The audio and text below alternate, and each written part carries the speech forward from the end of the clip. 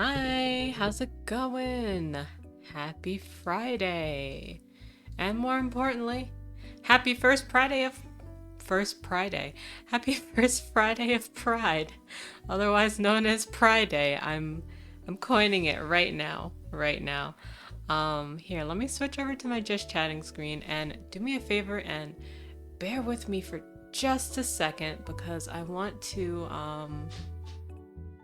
adjust things here. Um, and I gotta make myself a little bit bigger, and I have to like set it in my stream deck. So give me one sec. Let me just toy around with this stuff. I hope you guys have had a good day. I hope it's been a good pride for you so far. Um, that's huge. um, Yeah, it's huge, but it'll work. Okay. But yeah, I hope you've been having a good pride. Today, honestly, it's been a little difficult for me, but I'm trying my best. That's all I can do. Uh, I'm huge. I'm I'm absolutely huge. Okay, maybe a little shorter. Maybe a little smaller. Maybe like two smidges smaller. Actually, I could go a smidge bigger. I could do that. Um, and then maybe if I move myself over just a little bit, let's see how that works. Yeah, yeah, I think that's it. I think that's it. Okay, this is where I'll move myself. Let me click this into my stream deck so it puts me here in the future. So if I go to my just chatting and I go to my move model, I'm actually going to get the current and it should put me here from now on. I'll have to do the same thing for the gaming screen, but it'll be fine. And I'll probably have to resize Cobalt, but we'll see how it works. I don't know. I like him kind of tiny, kind of small. Anyway, yeah, the day's been kind of hit or miss for me, but that's just what happens, sometimes it just be like that. But let me tell you about something that I did do today. So, I was actually looking for a documentary on a series that I only remembered seeing through a Hulu ad. And it was probably in God, I don't even remember what kind of Hulu ad it was because I don't remember what I was watching. But I know it was a Hulu ad and I was like, okay, that is a thing that I want to see. And all I could remember about it was that it was about film scoring using improvising instruments, and I just remembered this dude hitting a bottle and would go, yeah, and when I put different water in and I change the way I hit it, it produces a different sound. And so I was looking for that movie today. Spoiler alert, I did find it. Spoiler alert, we'll talk more about it in a second. I didn't actually watch it yet, because what ended up happening was that hold on, before I forget anything, my rules have updated. Please check my rules. It's just around, kind of what my space is about. Please check it. Please be advised. Please, if that doesn't work with you, consider whether you want to continue in my streams or not. Anyway, so I was on Hulu today looking for this documentary that I couldn't find. Also, another spoiler alert, it's not even on Hulu anymore. But anyway, I found this documentary that came out today called Searching for Soul Food. And it's about this celebrity chef in Los Angeles that, had been was like, hey, what is soul food to other people? And so the docuseries goes through her going through different places and just like trying different foods, talking to people about like their culture and their recipes and their food and like what it means to them. And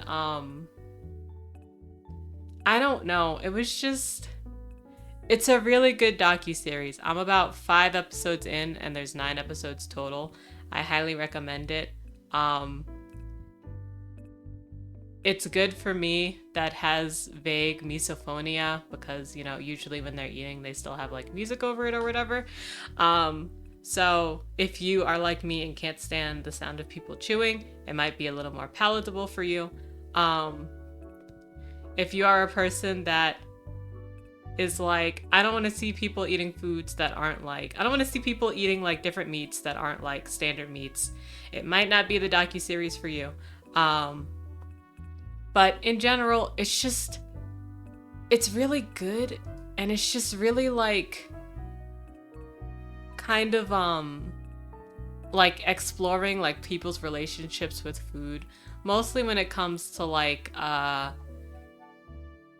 mostly when it comes to family, because a lot of these recipes are like, passed down generation to generation. A lot of it is like connecting with your history, and like connecting with other people through food. And it was really interesting.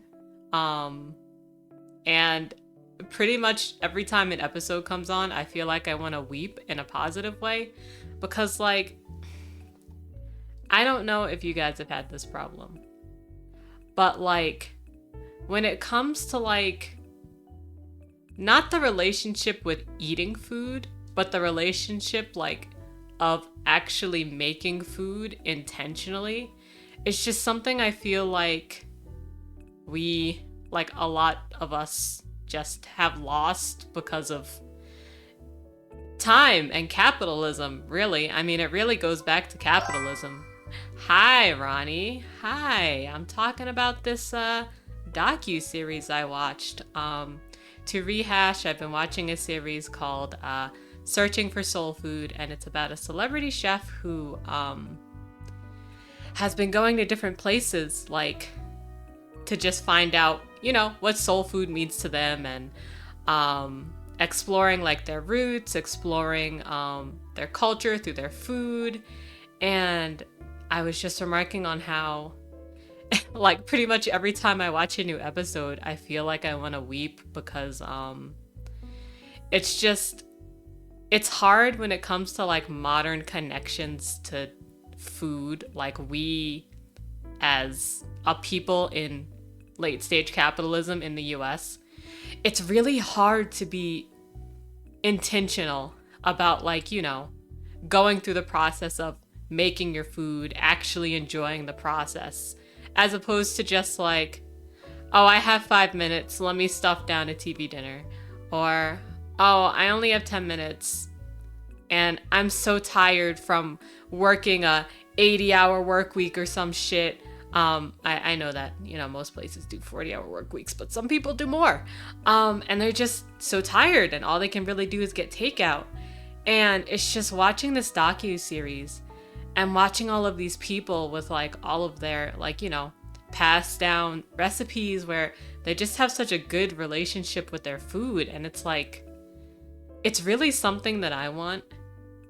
And I'm not saying this in the way of, oh, I have bad relationships with food. It's more like, I want to repair my relationship with food. I don't know. Like, I personally am the type of person that I'm like, I need convenience, but I also still need to cook at home. So, prior to like all of my health stuff, a lot of what I ate was, like, I'd eat a lot of things that could go into the oven. Because, I mean, it was really easy. It was still stuff I could eat, like, Beyond Meat, Gardein, shit like that. Stuff you could put in the oven and take out, and it's ready. You probably have some rice, but, you just kind of put it and forget about it. And, even, like, vegetables, it was like, okay, well, let me do frozen vegetables. And it actually wasn't until last summer when I found the local farmer's market near me that my relationship with food started to change. And I was like, wow, like, I mean, of course, fresh food is great. Fresh food is amazing. That's also when I discovered my deep love of soup. Um, but it's just like, I don't know. Honestly, my top like, this is what I want to do. This is why I need my own space. This is why I need to own a home and land, is I want to grow my own food. And I'm not saying, oh, I need like a wholesale farm. I need like a cow and a goat and shit like that. But like, I want to grow kale. I want to grow tomatoes. I want to like make dishes with like food that I've grown. And it just, I don't know. It feels like I'm trying to like take back my roots and kind of cultivate a new connection with food. So that's my goal. So if you guys got any good guidebooks around growing your own food, please send them my way. I follow a guy on Instagram that does like he grows his own crops like on his condo rooftop. I don't really understand, but you know, he's doing it. And I want to be doing it like that. But yeah, I don't know. It's a really good docuseries, guys. It's really interesting. Like, I mean, it's interesting when it's like, okay, for example, the first episode talked more of like, you know, like Black Americans that were brought here and like what soul food means to them. And it's like, when you talk about like slavery, there's a difference between talking about it from a historical lens and talking about it from like a lens of like, how do I explain? Pretty much the theme of what this whole series is about people doing something amazing with what they have. And so when it comes to like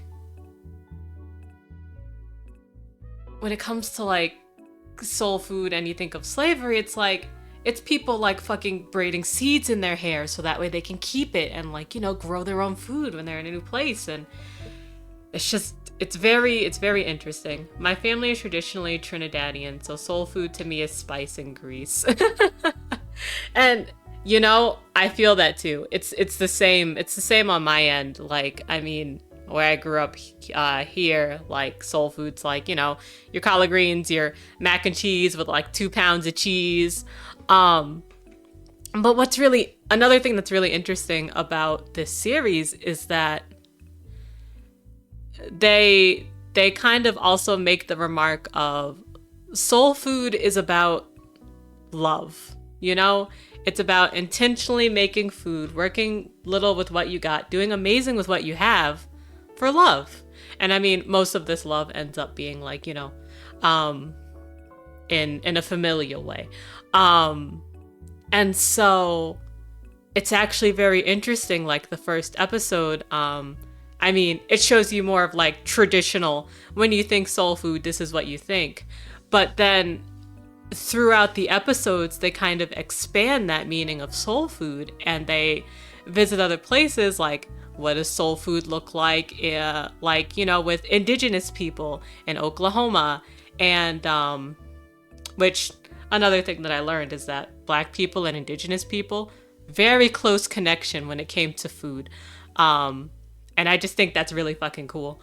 One episode goes through like soul food and like the Appalachian Mountains, and it's like soul food around like, you know, people that live in the mountains and how they, you know, deal with what they have. And it was like soul food in South Africa, and then soul food, the last one I just watched was soul food in Italy, Naples specifically, and kind of going into like kind of the soul food around Napoleon pizza. And it's a really interesting series. If you like watching food series, which I didn't know I liked to do until just now, I highly recommend it. It's really been it's really been eye-opening and a little humbling, and I I don't exaggerate when I say every episode when I start watching I start tearing up because it's really powerful stuff. Um and I don't know, that's just in general that's kind of the human experience of doing something amazing with what you got. Um which I don't know. It's something that like, when we're people and we're like, "Oh, I hate humans. Humans suck," when like people do bad things, and like I totally get that. But also humans are kind of amazing. And I say this from the lens of, you know, humans do a lot with little that they have. And I think of this in like innovating new ways to do things because of convenience. And specifically when I think about that, or at least when I started to think about that, um, I think about in film music, and I think about specifically in horror music, and how I watched this TikTok at some point um, about like it's this guy on TikTok, and he was showing like this technique that he did, and I think maybe he put like beeswax on a drum or something, and like he ran a mallet through it, and something about whatever the fuck he did like made this amazing sound. And it's just, I don't know, as a musician I just find things so amazing where it's like, okay, you can play an instrument and get a sound, but sometimes to get really specific sounds you need very like unconventional instruments. And there's actually a dude I follow on TikTok. He's called Josh Plays Drums, and he actually does a lot of work with like drums and what you would call like percussion to instruments if you were in an orchestra, which is basically any instrument that's still making like a percussive sound that isn't a drum.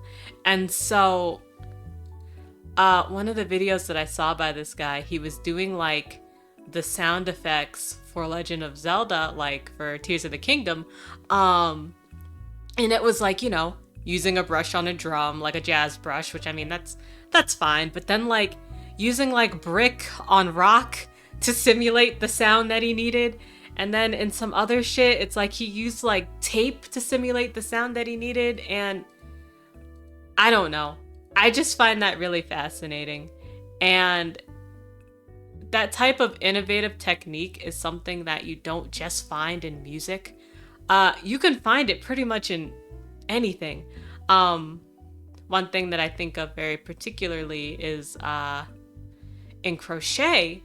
Like there are a lot of crochet techniques that were born out of like convenience. And so one very particular one that I think about is called, it's a technique called broomstick, I think it's called broomstick lace. Yeah, so it's broomstick lace crochet. And basically it was born out of like, women crocheting techniques and using literally a broom handle to do crochet. And it's amazing, like the type of like what it gives, like the feeling that it gives that is so unlike traditional like normal crochet. And I don't know. Basically what I'm saying is, damn, humans are innovative, and that's cool as hell. Do I want to go back there? No, I want to stay in modern times because I am black, and if I go back there, it's not going to be a good time. But I just think it's really interesting. And so I was looking for that particular other documentary today that I was talking about. It's actually called The Big Score. It's by Hollywood something records. I don't know. It's not on Hulu anymore. You can only find it on YouTube. And it's basically about like three more modern composers and how they're using like innovative techniques in some of the more like modern shows, like Only Murders in the Building, Only Murderers in the Building. I don't know, I haven't watched it. It's on Hulu. And I actually thought about it again because I was talking to my friend and we were talking about because he likes to paint figurines. Like, think I don't know, he showed me this painting that he did of like the Yoda kid from The Mandalorian. I don't remember his name. I'm sorry. I only watched season 1. And my friend, he hates the work he did. I think it looks fantastic, but I mean, y'all artists know. Y'all notice like every mistake after you finish and you're like, damn. I think it looks amazing. But we were talking about that and our conversation shifted to Gunpla because my significant other has been slowly getting into Gunpla. And so he was like, oh yeah, I saw like this really cool like painting video around Gunpla around painting like weathered Gundams. And so he sent me the link and I kind of browsed through it because I was working and I was like, I don't really have time to look at this, but I'll hold on to it for later because that's really cool. And people in the comments were talking about like using hairspray in between the layers to provide a chipping effect. And it's just like, man, people don't find out this shit unless they try, you know? It's like trial and error, and I think it's amazing. And I was like ranting to my friend about it. I was like, that's cool as hell. And he was like, yeah, they also use like a Dremel saw at one point. Cause what they'll do is that they'll like they'll paint like maybe like 6 layers of paint. And then they'll use like the Dremel saw to cut into the layer. So that way you kind of get more of that weathered effect.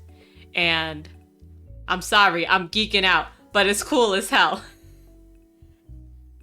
I just think humans are cool as hell. And I think it's cool. For the two of us vibing in here, we're doing it. This is it.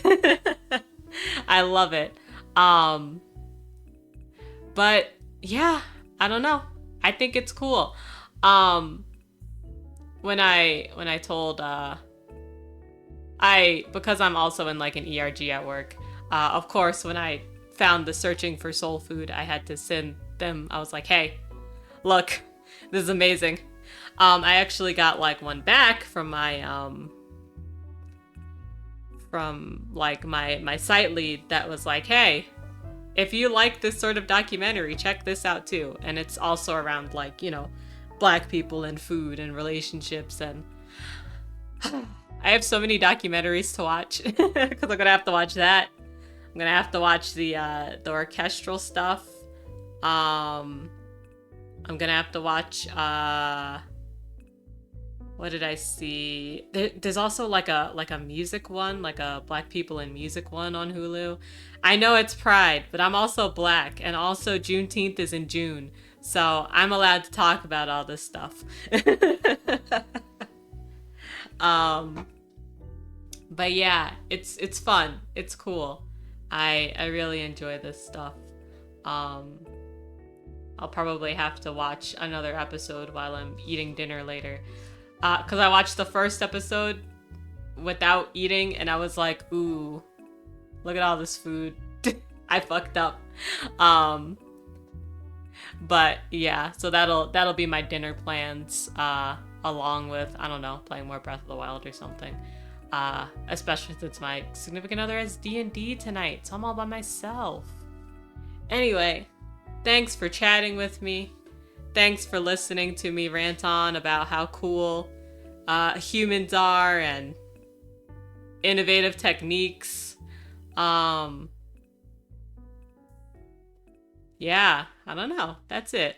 Let me pull up Coffee Talk. And then also, I will have to adjust my model again after we switch over to the gaming screen.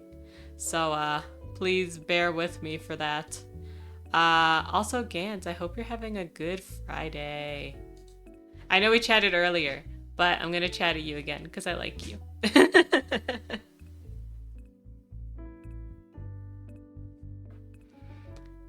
All right. Let's see. How else can I fill up the space? My arms still hurt. I love my body. I hate how susceptible it is to delayed onset muscle soreness. Every time I think, okay, I know my limits at the gym, my body's like, haha, you thought. So it's always a fun time, but I'm not like, I have to go take an Epsom salt bath, so I think I'm good. All right. Let me switch over to my games. And then please bear with me for 1 second. First of all, let me see and make sure that... No, you're not picking up. What is that? Oh, okay. All right. Now my game screen's picking up coffee talk, so now when I switch out of it, it shouldn't go anywhere. Okay, let me make myself bigger. That's too big. Am I too big? I feel like I'm a little too big. Maybe like here. How's this? How are we feeling about this? We'll try it out. We'll workshop it. We'll see how it works. Let me lock this in on my stream deck. Get current. I think I have to do this on both my games and my Nintendo Switch screen. Yep. Get current. There we go. All right, that should be good. Let's see. That's actually a bit of feedback I got. They were like, "Hey, your model's too far away," and I was like, you know, good fucking point. Let me fix that.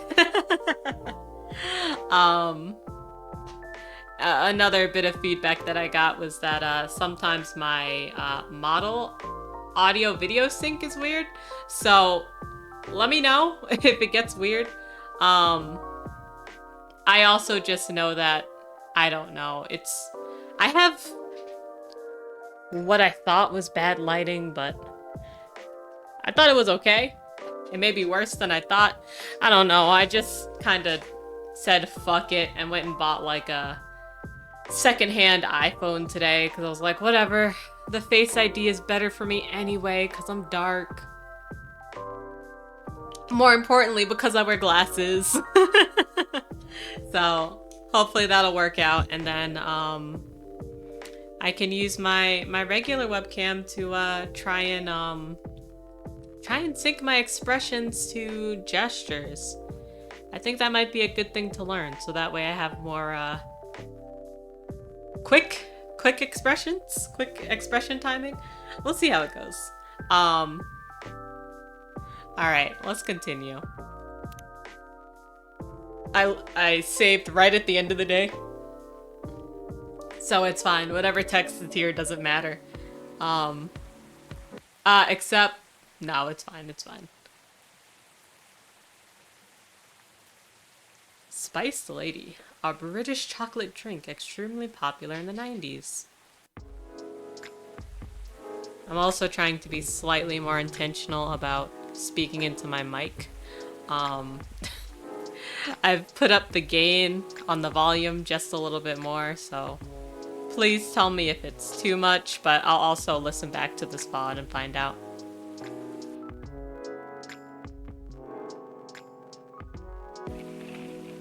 Alright, The Evening Whispers on Saturday, September 13th.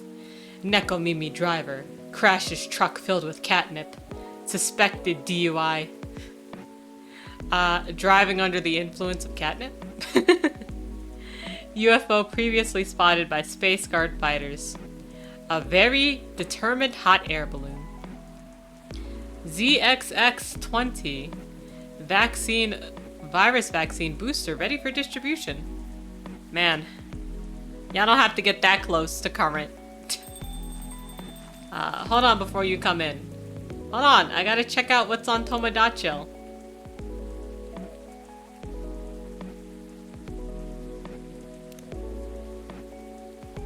Girl, why haven't we gotten any friend stuff together? What's with that? Have I been serving you the wrong stuff? Rachel's taking an easy day because self-care is important. Good job, Rachel.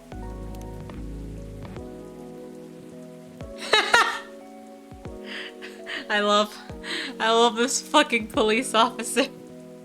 I told my wife that she needs to embrace her mistakes. She gave me a hug. Listen. A funny man. A funny man.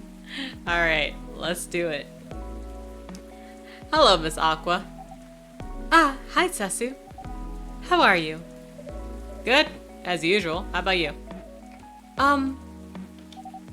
Honestly, lots of things have happened.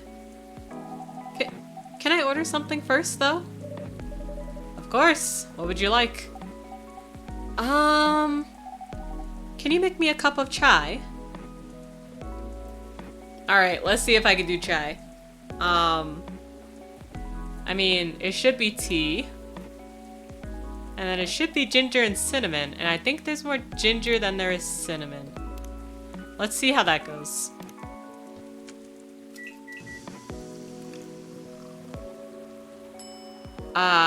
Masala chai. I hope she wants masala chai. Let's double check. Yeah, you're right. There is also milk. Okay, hold on. Hold on. Yeah, okay. She wants masala chai. We good. Oh. Okay, I may have not gotten her drink right on day 2. That kind of sucks. Alright. Do I have to give you anything? No.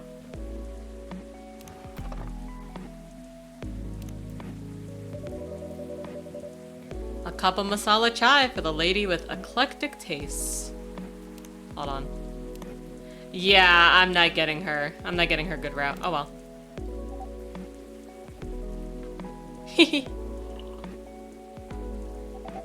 Thank you, it's delicious. You're welcome. So, you were saying? Oh, right. It's just, I've been busy working on my game. Ah, I see. How's that going? Oh, also, hold on, sorry. I realized that I still had all my pride hearts on. That's nice, but it's probably not good for paying attention. My apologies. It's pretty difficult, but I'll manage. I love her. Look at this. Her little fucking determined animation. I love you. I'm glad to hear it. How's that contract you talked about the other day going? Oh, that. I rejected it, of course.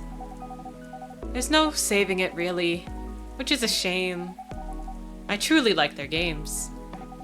But with all the shady requirements they had, I could tell they looked down on us small developers.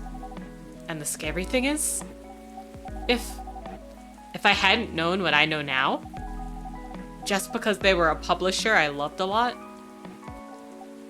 I would have overlooked all that. That's... Okay, hold on, what'd you find out? I need to know. Give me the tea. But that's understandable, I guess. You trusted them not to take advantage of you. Well, it has to be fair for both of us, right? Because at the end of the day, it's business. But... I don't know. Yeah? Actually, I tried negotiating with them. Because I wondered if they still had any good faith left. Don't tell Myrtle, okay? I'm telling. I got her on speed dial. I'm telling her right now. But, haha, yeah, okay. I won't tell her. But as I expected, it really didn't go anywhere. Instead, they insisted they're doing me a favor, since I'm just a small developer. And I wasn't thinking rationally or in business terms. Oof. Doesn't sound like good faith to me. Right? Considering the unfair conditions they're expecting me to accept, they could have at least been polite about it. I don't think they care, girl. I don't think they care. Yeah. Sup? Nothing. Girl, you lying. Is it about Myrtle? Oh? Well, sort of. We haven't talked much since our little argument. Only checking in here and there. I'm going to a tech mall so I can look for parts to upgrade my PC. Oh? Yeah, I hope I'll get a good deal there. I wish Myrtle would apologize, though. For treating me as if I'm totally clueless. If she did, I could ask her to help me pick the right parts now, you know? But I know I was in the wrong too. I wasn't being clear with my words, with my anxiety talking and all. But I already told her I'd reject the contract, right? Yes, I did hear you say that, but I mean also, I don't know, it's kind of the way you said it. Like, you were like, yeah, I'm gonna do it, but it was also like, I don't know, like you didn't trust Myrtle's judgment. She should have tried to listen a bit. Both of you should have. Sorry to hear you're having a hard time. It's fine. It was just bad timing. Well, clearly you care about each other, though. So you two will make up eventually, I'm sure of it. Yeah. Thanks, Sesu. That cheers me up a little. Anytime. I suppose I better go now, so I can shop around as long as I want. Maybe I'll go get something nice for myself, too. Like what? Maybe a new bolster? What the fuck is that? My current one is no longer firm. What is that? I see nothing! Well, I hope you have a good time. Me too. Thank you, Sesu. I'll see you later. Take care. Okay, that's a neutral end. We fucked up.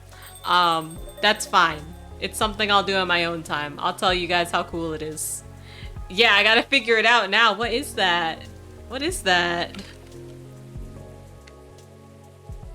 It's a pillow. It's a pillow. It's like that really like circular narrow pillow that like, you know, when you have them and like you kind of like curl up around them, like you put them like between your legs and shit. It's one of those. Yeah, just what a name indeed.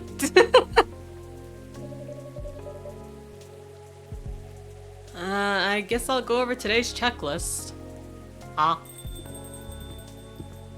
Who's here? Oh, Dad! I haven't seen you in a while. Okay, this isn't my dad. This is Rachel's dad. Rachel is a pop star, and this is her dad. And her dad is friends with this werewolf. Cat and dog. Friends. Who would have thunk? Well, hello, gentlemen. Hey, Sesu. Sesu! Nice seeing you here, Hendry. How goes it? Good, good, good. I see you're doing good, too. As usual. What do you want to drink, Hendry? It's on me. No. That won't do. Well, let's talk about bills later. So, what'll it be? You first. You sure? Okie dokie. I'll have one STMJ, please. You better be lucky I know how to fucking make that if I pull out my phone.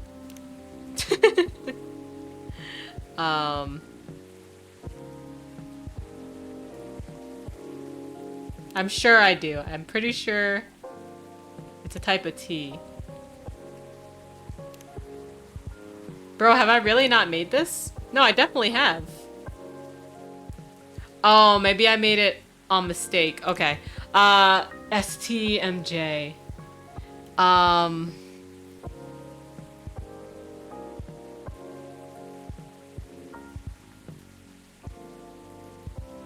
Nope, I don't remember.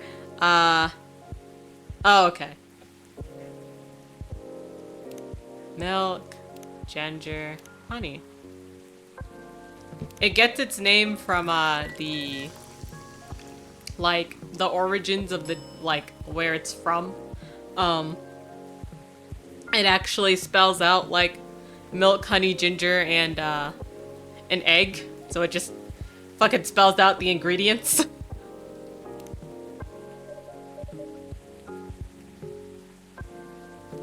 One STMJ coming up. Ah, it smells so nice. Spot on. Thanks, Sesu. You're very welcome. How about you, sir? Oh, it's my turn. Something with ginger, please. Bro, what the fuck does that mean? You better give me more specifics. Anything else? Well, what would you recommend? Anything from your new tea line is fine. Oh, I see you have a new selection. Yes, we have blue pea and hibiscus tea available. Hibiscus, huh? You should try Tejahe Rosella. It's pretty good for this kind of weather. Weather. Sounds familiar. It's ginger steeped with roselle buds, another name for hibiscus. Anything else in it? Well, it's a bit sweet. Interesting. I'll try it then. A Tejahe Rosella.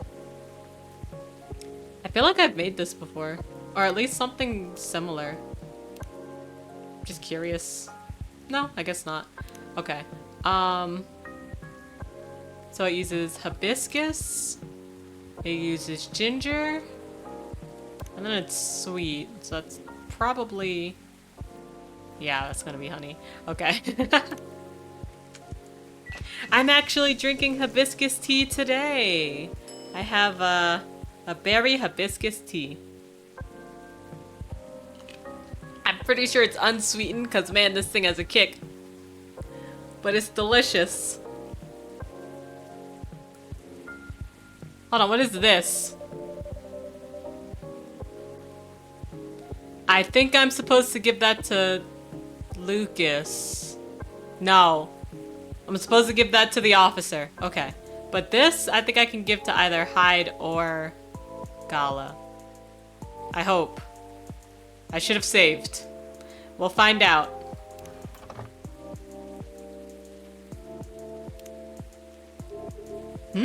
What's this? Oh, it's Bailey and Lua's wedding invitation. Really? For Hyde. Oh. The date is really soon. Could you pass it along to him since I'm not sure when he'll be here? I think I did this right. I think I gave this to the right person. Yeah. Okay, sure. Thank you. A piping cup of Tejahe Rosella for you. I was like piping hot. Thanks. What do you think, Henry? Does it look any good? Uh-oh. It looks about right. It smells good too. Try it. Yep. It's good. Glad I passed your impromptu test. Scary fuckers. So what's been going on? Did I miss anything? Something happened, didn't it? You could say that. I think the officer's coming too, by the way. Okay. As for me, I'm just glad my fury is over. Oh, you good though? I'm fine, as you can see. How are you managing, Hendry? Did you get your checkup? I did. Rachel pestered me to get it done all week, so I had to do it. Good. There's no doubt I need to slow down. I can feel it in my bones. Time is a harsh mistress, as they say. Ain't that the truth? He just like he's a cat, but he just reminds me of a little walrus. I love him. But I don't think you get to complain, though. Why not? You know my body isn't what it used to be anymore. Oh. I mean, compared to my prime. 50 years ago.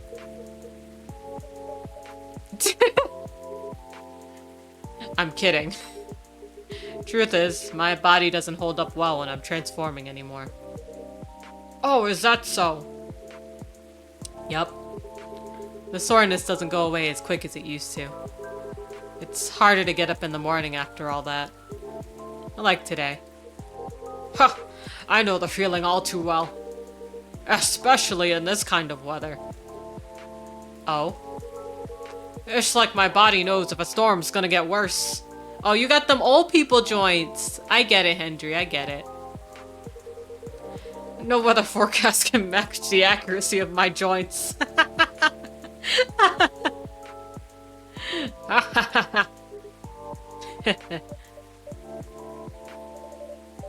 Well, lucky for you. Ginger is great for sore muscles. Hold on, is it?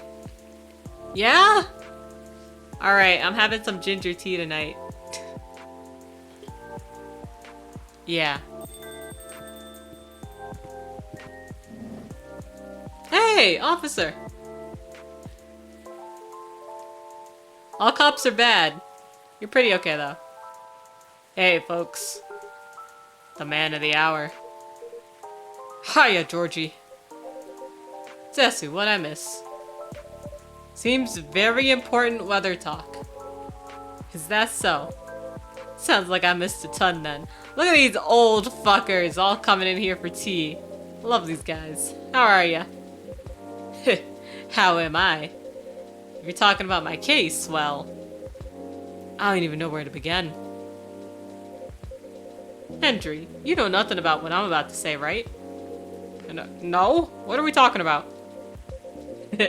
Ceci, you should have primed him before I got here. My apologies.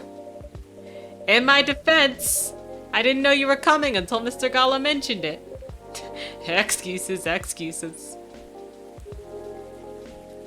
I'll help explain it to Hendry. In short, there's been a string of car vandalisms nearby. That's fucking face! He's like, ooh, that gives me the heebie-jeebies. So he's trying to figure out if the tree being gone has anything to do with the case. And that's where we are now. Yup, that's about it. That's a lot to take in. Anything new happened since? Well, I tried something. I set a few candles where the tree was. I used my lighter and things happened. Mind backing up a bit.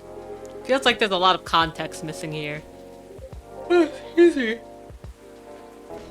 Well, I'm warning ya. Everything I'm about to tell you is real. It'll sound a little crazy, but no, I haven't lost it yet. Got it? Hold on, let me save, just in case. I'm pretty sure I need to give Riona's contact information to him, but just in case. Loud and clear. I told Setsu about my lighter a while back. How it might be connected to the fairy market we talked about before. Really? In what way? My lighter was my grandpop's. And there's a chance he bought it from there. Ah, interesting. Yeah, what a coincidence. Heh. Anyways, my daughter's like this sort of mystery stuff, right? After talking to her about what's been going on, she believed my lighter was the key to making sense of all this. And gave me some pointers. So, I went back there last night. To the spot, you know, to where the tree used to be. I lit a few candles there and put the lighter right in the middle of it all. I'll be honest, it was spooky as heck. The air was still and I felt tension in my head. Wasn't sure if it was just me being creeped out or if there was something else going on. Whatever it was, I thought I should leave it alone. So I followed my gut, got the heck out of Dodge. Then what happened? It blew up.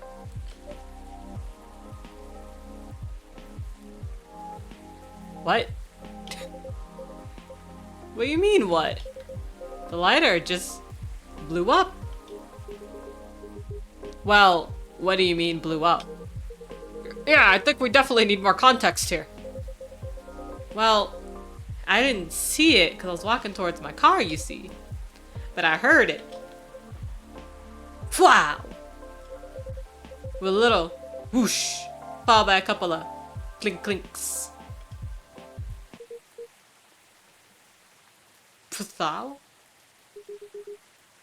kind of sound was that? You know, like something small and metallic blew up. Wouldn't bang work better? No, that's a shot. I don't want to confuse y'all with that. But Thor's, what is that? You know, ptah. And then what happened? Right, okay. Then I immediately looked back to see it had fallen over with its lid open. The flame was burning white. Oh.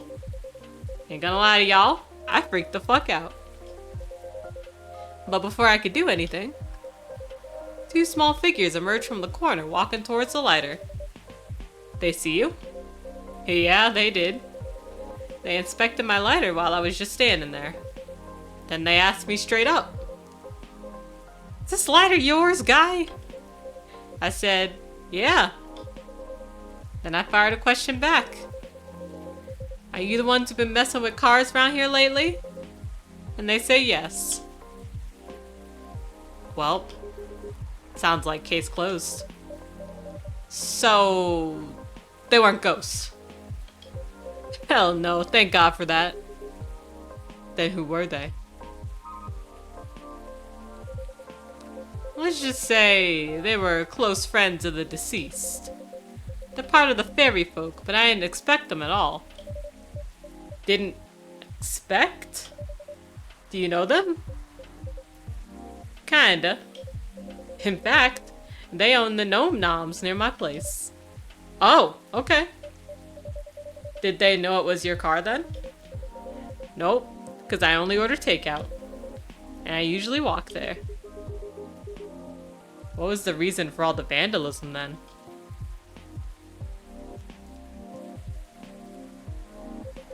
It all started because of a broken promise. I think that's a perfect time to take a little breaky because my ads are coming up. So thank you so much for watching my ads. I really appreciate it. I do 3-minute ads on the hour so we have as much time together as possible. And I do them so you guys don't have to watch any pre-roll ads and so I get ad revenue. If you don't want to watch any ads, please consider subscribing to me. You'll also get access to my subscriber emotes. But otherwise, let's take a break. I take a break with you guys. So let's do a stretch or get some water or get a snack. And I'll see you back in 3 minutes.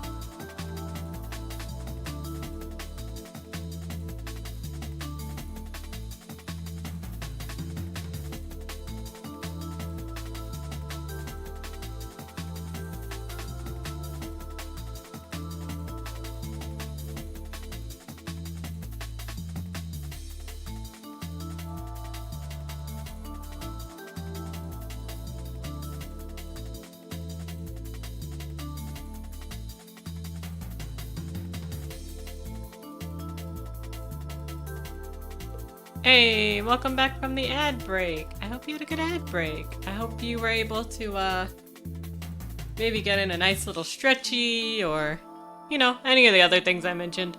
Okay. My model might be bigger than before. So let me check. Oh wait, no, it's fine. I calibrated it. Yeah, I'm perfect. Okay, I'm good. When I was on my break, I accidentally went to my VTube studio screen and zoomed in. Like I moved my scroll wheel and I was like, fuck. But we're all good. All right. Let's see. So, all of this shit started because of a broken promise. And we have to start way back for that. You remember why the tree was there in the first place, right? Yeah.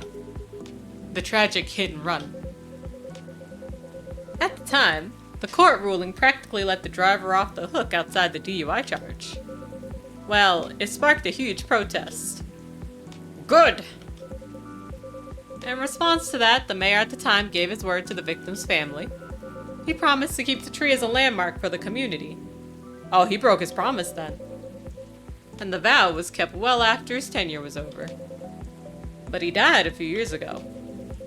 And we all know recently what happened to the tree. They dug it up. I see. So it was their attempt to keep a memory alive. Not just for their friend, but as remembrance of the injustice as well. Hello! I hope you're having a good one. Please enjoy your doze. I hope you have a good sleepy. I hope you're nice and cuddly, and I hope you got something to cuddle. And after all the urban renewals this city's gone through, makes sense that the community that used to be there is gone by now. That's right. There used to be a lot of veteran housing and low-rise apartments in the area. Now it's filled with never-ending projects.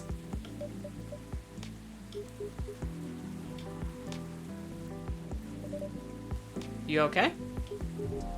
Oh, yeah. Sorry. There's something about it bothers me a bit. Like what? Their unique disposition after they pass. It bothers me that their own memories are insufficient to ensure their existence. And by failing to remember, we, the outside party, will also gradually lose track of their existence. It just doesn't feel right to me. I get what you mean. An odd erasure of existence. But apparently that's why they keep animals. The Gnome Nom's owners told me they have a large mastiff living in their place. Others even take care of multiple animals at once. Interesting. I suppose that's why some folk prefer living near the wilderness. But animals don't live long either. Right. But the erasure starts happening if they're completely forgotten, right? Something like that, I guess. I'm not sure. Right, okay. But doesn't that normally happen anyway? How do we pay respects or remember someone who died a long time ago?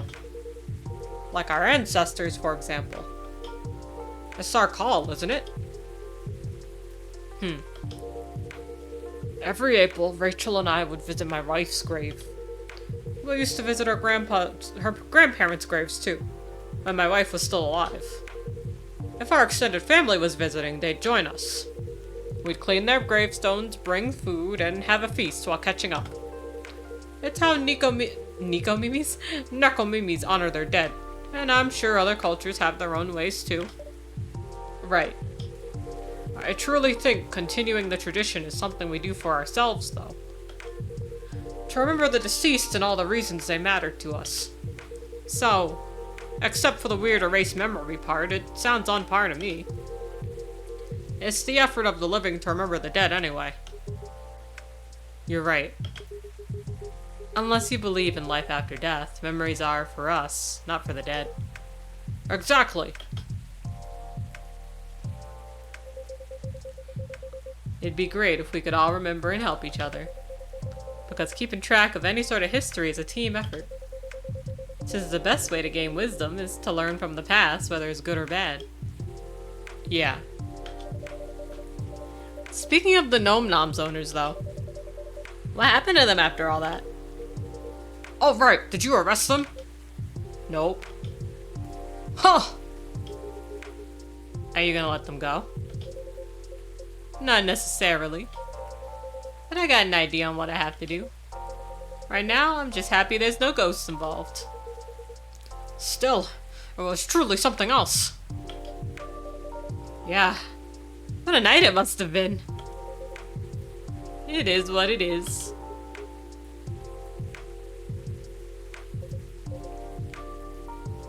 What's up, big guy? Something on your mind? No, nothing. Shame about that lighter of yours, though. Oh, yeah, it's probably busted, yeah? That's the thing. It worked just fine. Not even a scratch. Oh my god. Really? But that thing blew up, didn't it? Like, blah? Heck, we even debated the sound effects and everything. As I said, it still works fine. So I don't know what else to tell you. I see.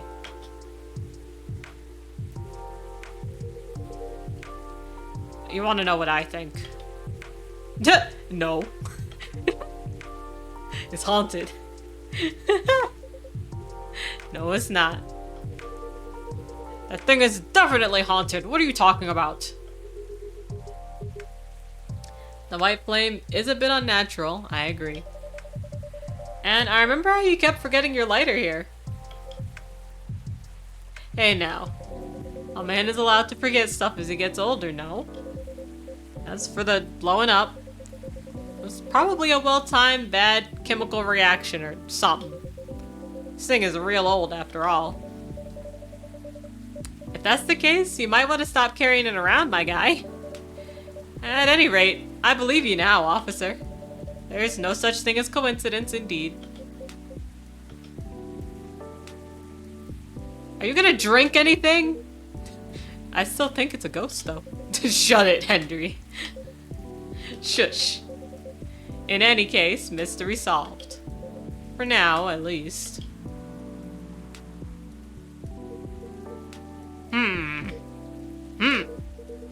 Oh no, I think I have to go now. I didn't realize I missed multiple messages earlier because I was so engrossed in your story. Sorry to rush off. I'll see you all again next time. Sure. Safe trip. Nice seeing you again, Henry. Take care. Damn. Man fucking bolted. Let me move over there. He's so big.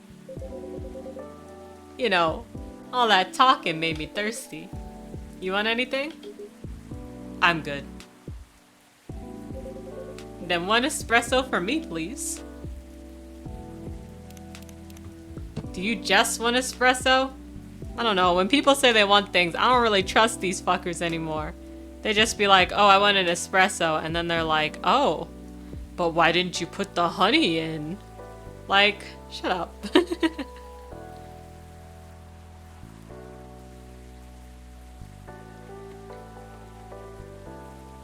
Let's brew it.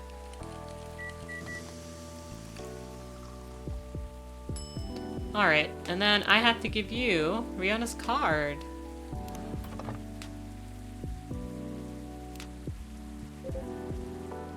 What is it? It's Miss Riona's number. She asked me to give it to you. She said she can help you find someone if you need it. Or if you need any information from her. I see. Well, I'm sure it'll come in handy, thank you. Here's your espresso, officer. Thanks. Great as always. So what's next, officer? What's your plan after this? Other than talking to him? I guess I'll focus on the rumors. Word is going around that cars are being messed up there. That's kind of expected though, isn't it? There's no point in adding the citizens' worries when the case is pretty much over. And I don't want bad press to paint over the area's history. You're right. There's nothing like rumors. Without being stopped, they'll just spiral out of control. I have a question for you though. Which do you prefer? Wild rumors or bad press? That's a tough one. There's no limit to what wild rumors can become or how far they'll go. But the press can shape a story, report it, and many will believe it as truth. Both are worrying in their own ways. Fair point. But what if we combine them? Rumor, truth, and press. If we somehow combine them, then I think I have a plan. A crazy one, but a plan nonetheless. Maybe y'all can also add to it. Oh? Sure. It'll take a while to explain, though. Well, I'll be here all night. I got time. Alright then. Brace yourself, folks. It's gonna be a doozy. Sweet coffee, light and sweetened and froth to help invigorate your tired mind with its sweet, inviting aroma. Tasty.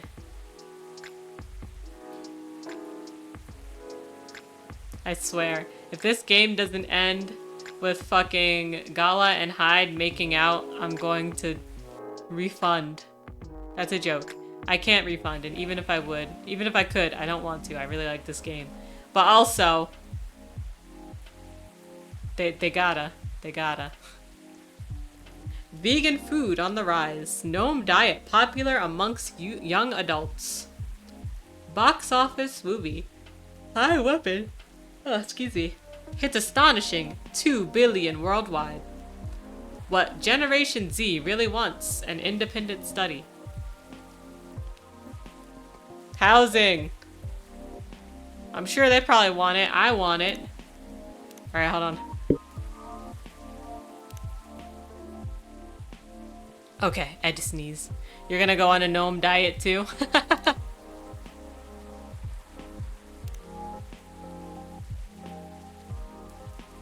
Let's see.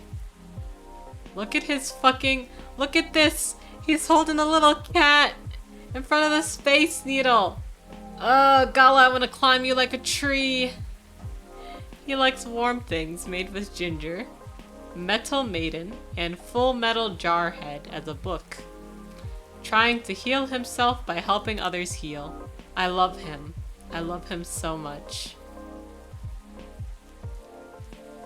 Did I mess up on Rachel too? I guess I'll find out. Oh, okay. Riona might be coming here tonight. Myrtle might be coming here tonight. Look what Myrtle-ish did. Sneakily taking my super serious gaming face while playing Super Brawl Pals 2. She's so fucking cute. What the fuck? I love them. They're so cute.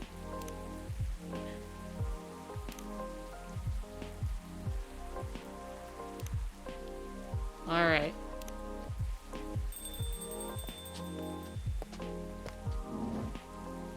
Rachel!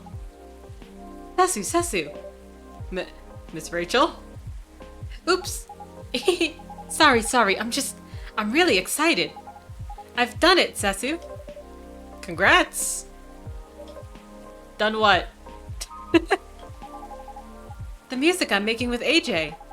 I told you about it last time, remember? Oh. Yeah, you did. Yup. Definitely. I brought it with me. Check it out, will you?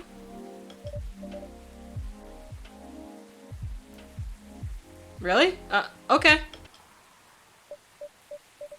Are you sure we can play it? What about, like, NDAs and stuff? Okay, so apparently, this, like, the drink that I make for her here, or the drink that I made for her in day 4, influences what song she gives to me here. And you can actually get 3 different songs, which is interesting. I'll have to replay it on my own time. Come on, you silly. We're the only ones here anyway. It'll be fine. Also, because Rachel is here, I have to once again profess my love to Rachel and her short hair. Short-haired Rachel is my lifeblood. I love her. I mean, the direction's already changed a lot, so... Oh? Never mind that. Let's just play it. Quick!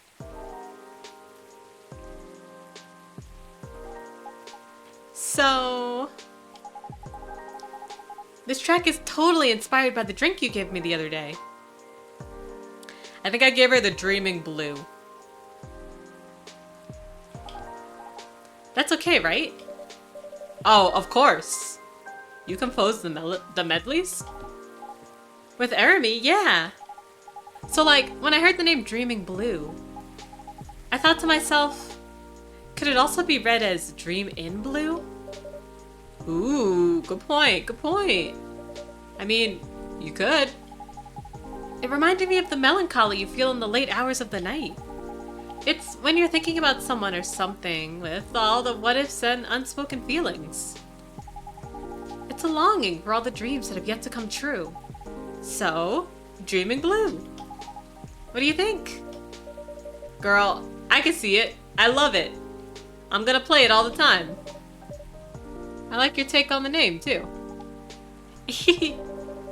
There's just one thing I'm wondering, though. What is it? If this is gonna be your new single, wouldn't everyone be expecting to hear your voice? I know, but I already have a plan for that. You'll see. Nice. How are you, by the way, Sasu? Oh, you know, just fine. Business as usual. Wait, I almost forgot. Did Dad come here last night? Hendry? Yeah, he did. He was meeting up with Mr. Gala, actually. Oh, okay, that's good to know. Why? He didn't reply to my text last night, so I wondered what he was doing. Well, he was here. Do you two not see each other often? What do you mean? I just saw him this morning. We still live under the same roof after all. Oh, okay. I didn't expect that. What a surprise. I thought you'd have been raring to move out by the time you turned 21. Well, you're not wrong in thinking that. But Dad's getting older, you know? He's becoming forgetful too, so I'm a little bit worried. Understandable. Besides, we don't really have anyone else, you know? None of our extended family even lives in the States. So, as much as he's been a nag my whole life, I feel like I should watch over him for now. Right. Hello. Welcome. Who is it? Riona! Good evening to you, Miss Riona. Hey, Riona. Fancy meeting you here.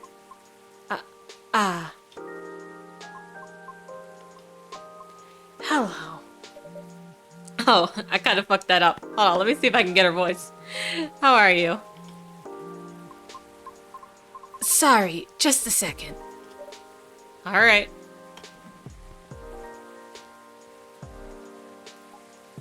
Huh. Is she alright? I'm not sure. Oh well, I'll just get a drink first. Right, what would you like?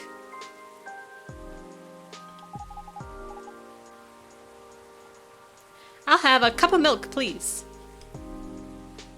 Just milk? Just milk? These Neko Mimis.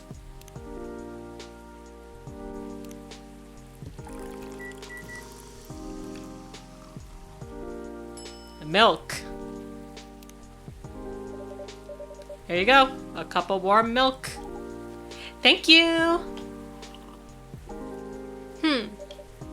What's up? Oh, nothing. Just remembered something. But it's nothing special, so don't worry about it.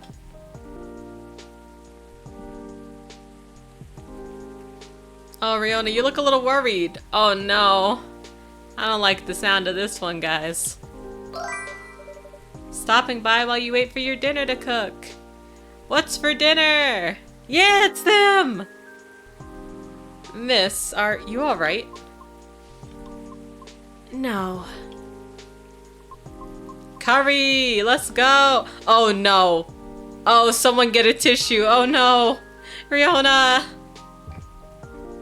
I think I'm sad? Oh, hold on. Oh, what's wrong? That's right, Riona, what's wrong? No! Someone hug her! Make a hug animation! I've been doing a lot of thinking. About what? About my situation. Have you ever felt like something you've been doing your whole life might be a mistake? What makes you think that, miss? I don't think it's a mistake, but what makes you think that? My apologies. I didn't mean to be so dramatic. I don't know. I do something weird with my throat, and then my body hates me for the rest of the day. Would you two mind listening to my scattered thoughts? Of course, let it all out. Miss Rachel's right. Feel free. Thank you.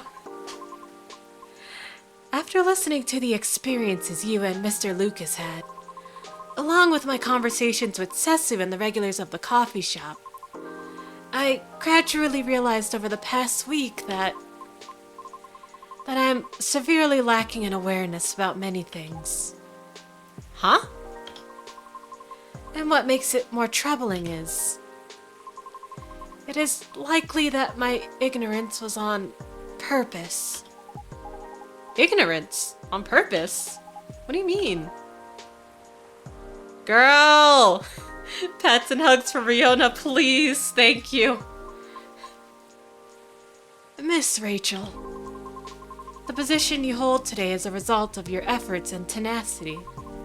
You honed your talent, but you did not shirk from taking risk in order to succeed.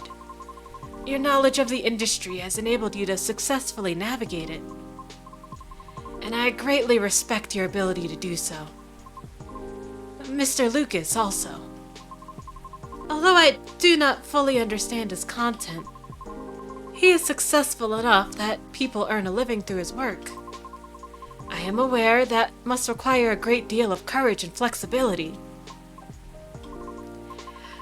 To put it simply, I feel ashamed of myself, because I may have become too comfortable with the status quo, to the point that I no longer strive to improve my situation.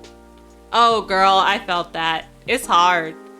It's like when you get a BA out of college and you're like, I have dreams and I want to make it happen, but also I need to make a living.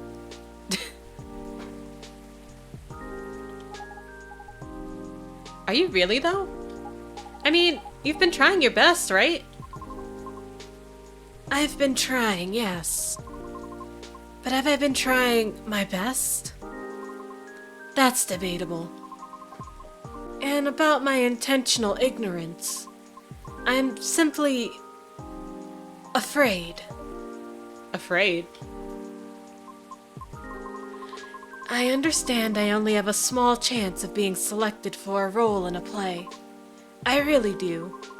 I understand it's due to my lack of network and the industry's expectations, along with my lack of higher education. And for the simple fact of what I am. I'm truly fine with all that. I really am. Because all of it is a pain I am already familiar with. And perhaps somewhere in the deepest depths of my heart, I'm having to face unfamiliar rejections again. Having to get used to new pain all over again. Just might be Listen, can y'all put a hug animation in the game? Please. Rachel, hug her. Might be difficult. Miss. I know. Rachel's jacket is so good.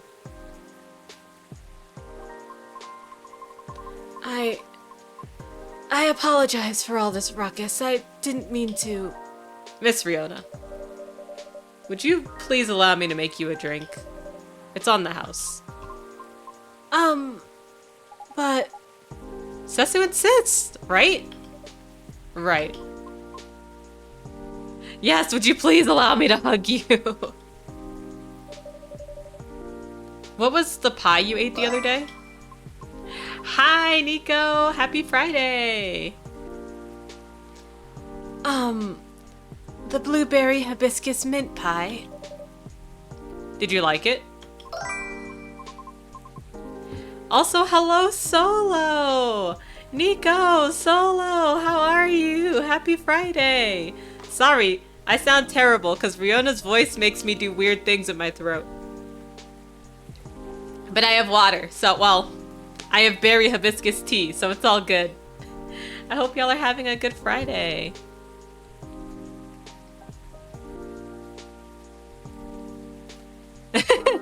Thank you. I did. Quite a lot, actually. And I'll make something special just for you. Could you tell me its flavor profile? Give me a moment. The blueberry was very sweet and fresh. The crust was buttery. The flavor was enhanced by the tartness of hibiscus and the herbal coolness of mint. Just a very sweet blueberry pie with hibiscus and mint. How goes? I'm going well. It's going well. Honestly, to be honest, the day yesterday was kind of bad. This morning was kind of bad. But it got better. I watched a documentary and, it was really good. I'm still going through it. I sound terrible. They said while sounding great. Sure, champ, I believe you. Very sweet with hibiscus and mint. Let's try that. Let's see what that does. Just got done with cooking dinner, so you'll lurk. I better make her an amazing drink. I think I did it. Oh, thank you, thank you. I appreciate it. Can I talk about this drink for a second? How did I get the crust on it? That's actually kind of amazing. That looks so delicious. Oh my god.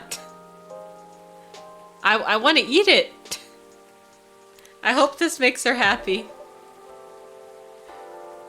You made it very thin. The heat from the tea cooked it. You made it very thin. Yeah, you know, that's probably it. That's really cool, actually. One pie in a cup coming up. She looks really happy. Wow, Sesu, that's so extra. It kind of is, isn't it? But you deserve it! But it's so pretty. Thank you. It really is. Well done, Sesu. But are you really serving a warm pie filling to your customer? It's not a pie filling, girl. I'd simply make fruit cordials with honey. And I just happened to have the blueberry one on hand. Or you bake them and stack it on a cup like some kind of dessinaire barist. Hold on. Hold on, I'm looking that up.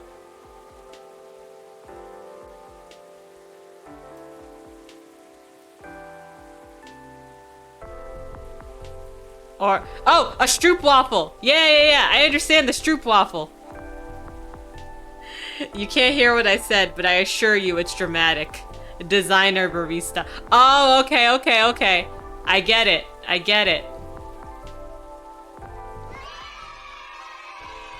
Hey, thank you for the follow. Shy Too Nice. I appreciate it. I hope you're having a good Friday. Man, you got me thinking about stroopwafels now. Can I eat those? Remind me to look that up later. Because now I want one. It's been so long since I've had one. Oh, man. Okay, I'm gonna be thinking about that all night. Thank you for treating Tiger. Sure. It's not a pie filling, trust me. I don't serve food here, you know that, Rachel. It's not. It's nice. Thank you. You're very welcome. Oh no. Girl, I felt that. You sad, and then you drink something that makes you really happy, but then you're still sad. I felt that. Yay! I'm really happy about that. Perfect. I have like a friend named Shy. So I recognized it when I saw it.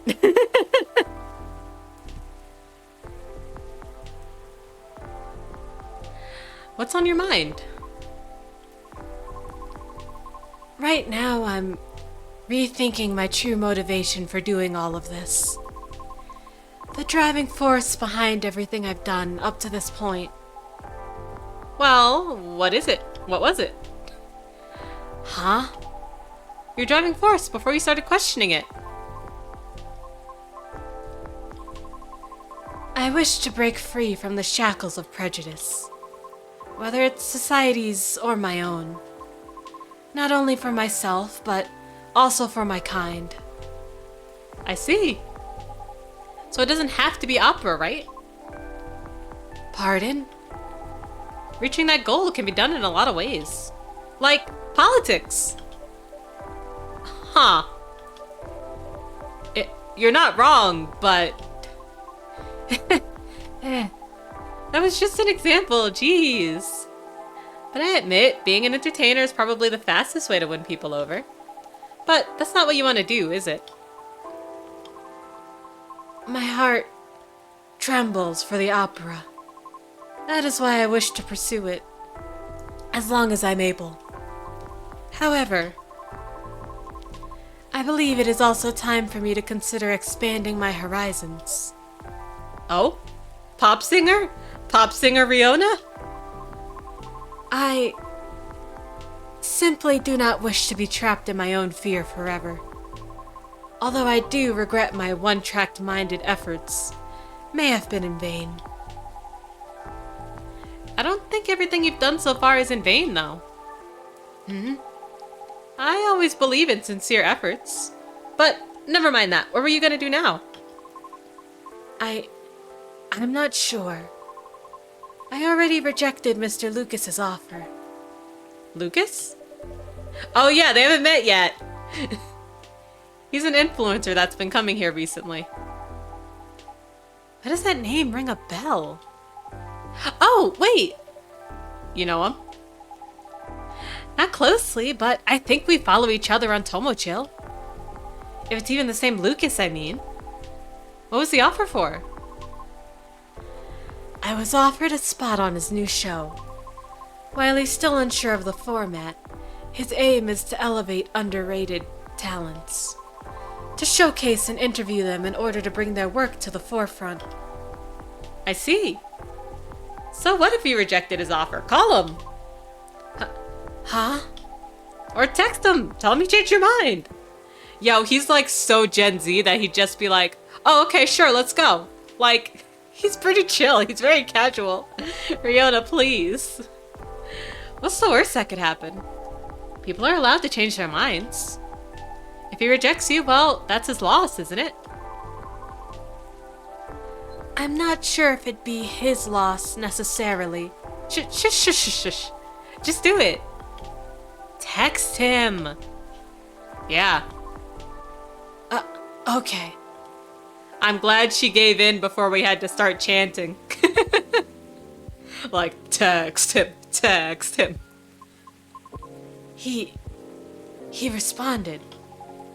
What did he say? He told me to stay here because he's coming here soon. Huh. Hmm? Does he live, like, nearby or something?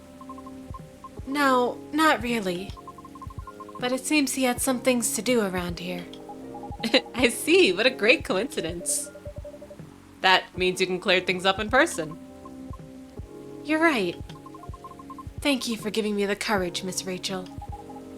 Just call me Rachel, will ya? All right. Although I regret my one-track mindset, I cannot say it has been entirely detrimental to my life, as it is a habit formed during my time living in the commune. Commune? We banshees used to congregate together in order to protect ourselves from the outside world. Each of us tended to have a specific role in the commune, and we all would work together as one, like gears in a machine. Interesting. I didn't know that. But you left the commune, correct? Yes. Was it difficult? No. Because we're not a cult. Sorry, I didn't mean it that way. It's okay. The commune is simply a defense mechanism from the distant past. So, the reason we don't see a lot of banshees around is because many of them still choose to remain in the commune? Right. The world still isn't kind to us. However, we are aware that eventually we must reopen ourselves to the outside world. It was for that reason I learned to drive. You do seem to be really fond of driving. She does like Uber, like food delivery. She tried to do like Uber people driving, but then one guy came in and screamed and contacted, Uber support because she's a banshee and he was feeling some kind of way about it. But she loves Uber delivery. I am. It's like having a mobile fortress, which is why I find driving calming. Even in traffic? Well, A mobile fortress, huh? Never thought of cars that way, but that's interesting. So when you said everyone has a specific role, what do you mean by that? Sorry, I'm just curious. You don't have to answer if you don't want to. well, we don't have a Banshee culture center anywhere. Time to start one. That's another way to gain influence. Perhaps it's best if I use a specific example, such as my mother's role. Oh? Her role is to trade. In the event that we need to increase our supply, or sell our products, or are simply in need of some negotiating, it is my mother who will do the job. She must travel to the nearest city or town in order to exchange goods. And she's our representative when other communities need to discuss things with us. Right. Everyone's work has equal weight. One is in charge of food and drink. Another is in charge of all of our laundry. Everyone has a responsibility to set up schedules and organize the collection of goods. So, like, does each role only have one bearer at a time? No. Sometimes there are two or more, depending on the power needed. It's all about balance. I see. Interesting. Does your mom still fulfill her role to this day? Yes. Do you miss your mom? Although, there are times when I wish she would retire. Why? She's doing a good job with it. But the role truly changed her. Oh, hold on, give me more deets. But Hold on, let me be a little nicer. Oh, She had to endure years of animosity. okay. She had to negotiate everyone's way out of trouble. Or to simply defend the commune. That's a real heavy burden. It is, but she refuses to accept any help offered to her. Why? Because it's become her identity, I think. Oh? You're here? Yeah, hi, lady. I was starting to wonder when you were gonna say something. I'd introduce myself, but I want to hear Riona's story. Say, Riona, does your mom and my mom know each other? Oh no. Does your mom also need to retire from doing her job? Fine by me.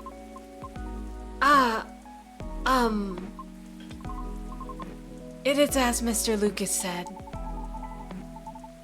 I thought we were already past all that formal stuff. Am I wrong? Thankfully she has. It's been an interesting transition. I see. Well, I'm glad she has been retiring and not being, as on. I hope the transition wasn't bad, though.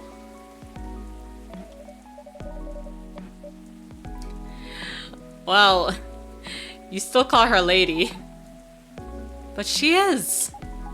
Shush, the lady is speaking. Whoops, okay, sorry. It is as, Lucas said. Our discussion the other day led to the same conclusion for me as well. My mother's protective instincts turned into an angry sense of pride. Ah. So while she performs her role really well, her anger often gets the best of her. I also like Rachel. Rachel's one of my favorites. Things are way calmer for our commune now, so I'm thankful for that. But unfortunately, the damage has already been done. Right. That's when I understood why she was angry, too. If your mom has dealt with haters all her life, and you were pretty much in the front seat for all that, oof. Tough. I guess I can relate in some ways. The Nekomimi culture is also quite strict, although nowhere as rigid as yours. We're heavily stereotyped as being very mid. Mid? Like, mediocre in all ways aside from being pretty and cute. Although, don't get me wrong, I am cute. But it makes me wonder, how much of our survival instincts turned into bad stereotypes? Things have changed so much for everyone. Which means we should have moved on from terrible prejudices decades ago, right? So why are so many still stuck with outdated and bad perceptions? Actually, that's exactly why. Life is complicated and change is hard. Learning and unlearning stuff takes time and mental energy, right? And there are billions of living beings in this world. That's why many folks choose to reduce their worlds to a size they can handle. All based on their priorities, of course. I mean, it's no different from how everyone chooses content to consume. Yeah, and sadly, different culture is probably one of the last things on most beings' minds. Unless you already have a vested interest in it, then it's a different story. That makes sense. We all need to survive. I understand that. However, I feel some things just shouldn't be excused. Things we do, the principles we hold. All of it has an impact on others. In one way or another. Right.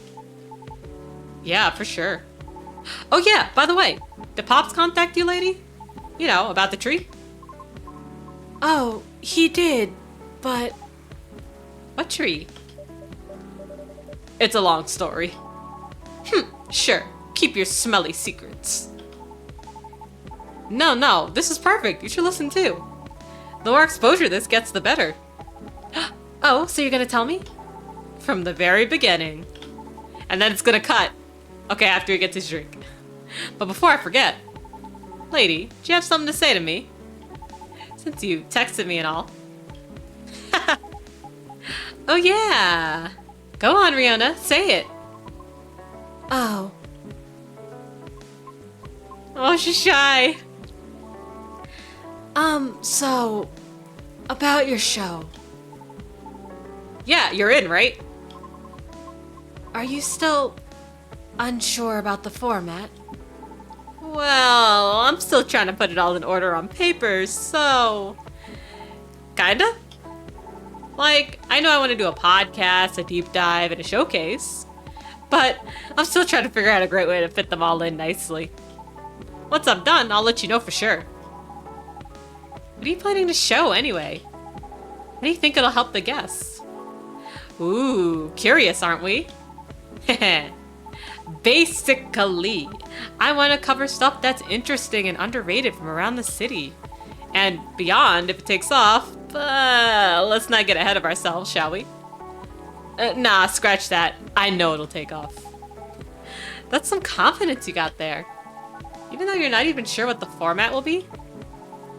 Tut tut. I may not know the exact format yet. But all the elements needed to make a good show are locked and loaded already. Really? What are they? Well, there's already so much content out there, right? And you can't deny that today's audience gets bored easily. If something doesn't appeal to them immediately, they'll just click away. So, how to keep them engaged and stick with us, you ask? Well, from my experience, you need roughly 5 things down pat to keep a show going. The first one being the format itself. Which, ironically, is the only thing I don't have. Yet. Anyway, a proper format has good consistency. Could be the way the show is cut or how the information flows. It's to build familiarity with the audience, and it makes things easier for the creator, too. Yeah, that makes sense. The next thing you need is topics. Sure, you could have a main theme for your show, like singing or cooking or anything really. Having a theme is essential, but getting topics flowing is essentialer. Because even singing will need more than one song, right? Same with cooking. You need to show many techniques, recipes, all that jazz. That's true, right? Since the goal of the show is to shine a spotlight on all things underrated, I figured it should start small and nearby, but still have the potential to grow. And what better for that than exploring this city and its inhabitants in depth? Especially since I'm fairly new here and all. Oh. You know what I'm saying? I can see there are many interesting topics to discuss. Oh, hold on. Oh, Riona, you've been on screen too long.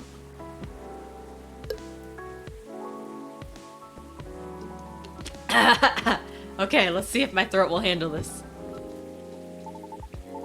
Yeah, like locations, events, history.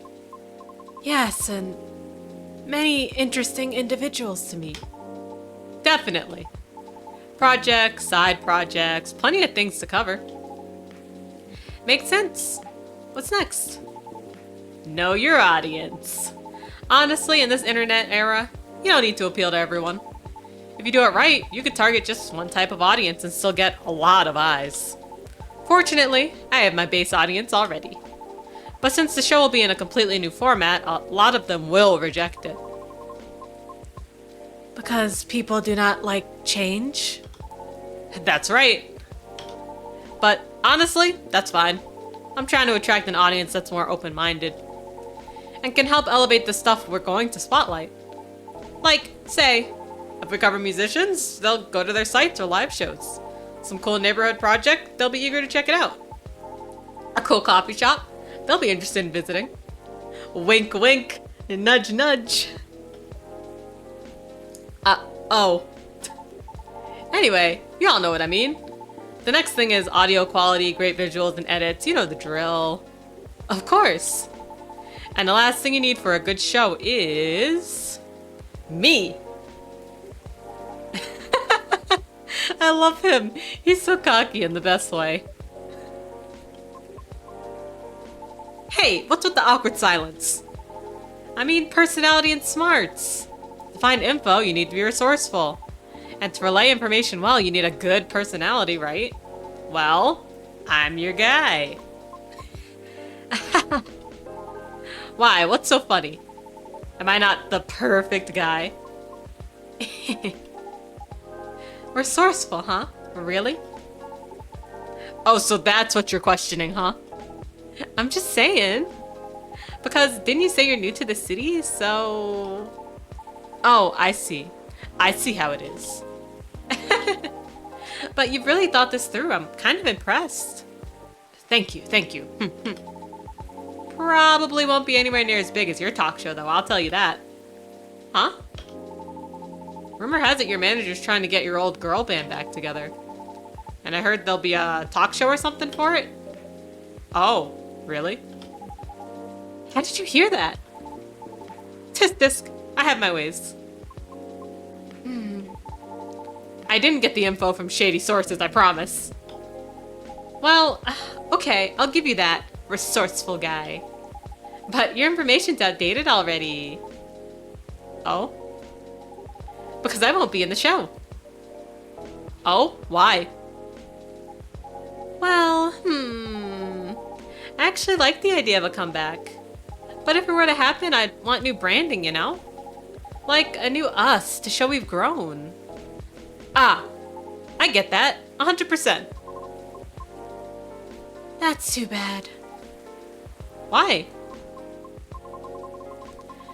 I think you have a talent for getting people to talk. You are able to read the room with sensitivity. Therefore, I would definitely be interested in watching your talk show program. You think so? Ah, I'm flattered. You're right about that, though. I'm pretty good. But I'd rather express myself through my music, my songs, and my performances. You know? Yes. I understand that very well. Then, do you want to be our first guest? Me? Why? I thought you wanted to highlight independent artists. Well, aren't you making a new kind of music lately, Miss Rachel? So you actually have a side project.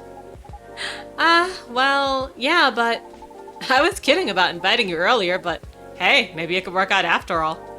How about a new channel, will ya? You wish. I'm a very busy Nekomimi. But maybe. Woo! What is it, Sesu? I thought your plan was to have Miss Riona as your first guest. Oh. Well, about that. I'm definitely jumping the gun here, but I was kinda hoping you'd be my co-host instead. What? Me? I was gonna ask you later, but Sesu over here cornered me something fierce. Oops. My bad. My B. Why me? I like the way you explain different subjects, and I really enjoy talking to you. You have plenty of knowledge and experience from being on the road a lot. And all your stories are so damn interesting. Plus, someone needs to offset my chaotic personality. Like contrasting host, huh?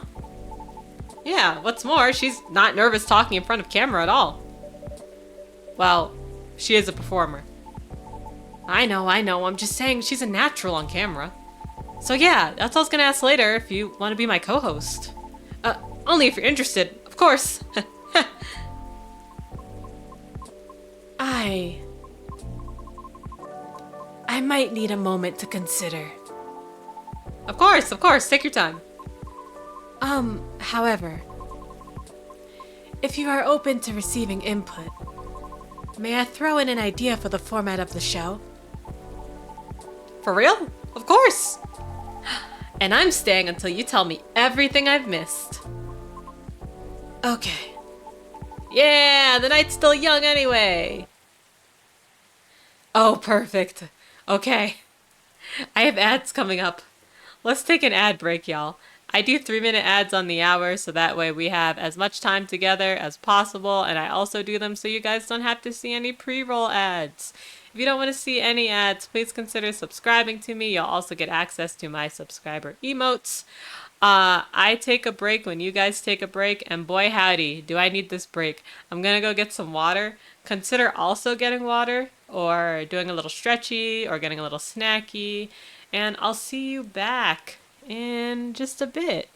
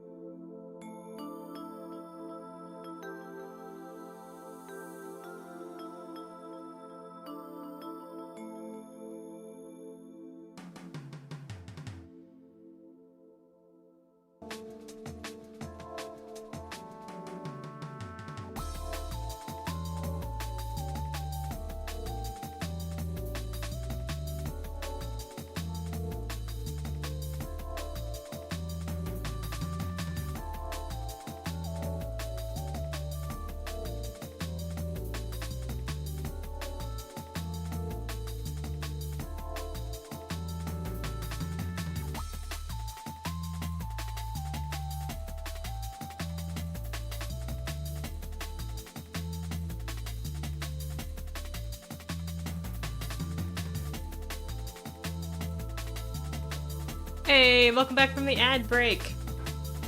I hope you had a good ad break. Let's continue. We got 2 more days, and I think I could probably do it.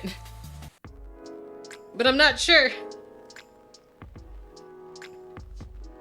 Because also in about 20 minutes, I have to order food. So that way, the place I want to order food from doesn't close. So, this might be the last day, depending on how short or long it is. Use of Tomodacho's new Stories feature.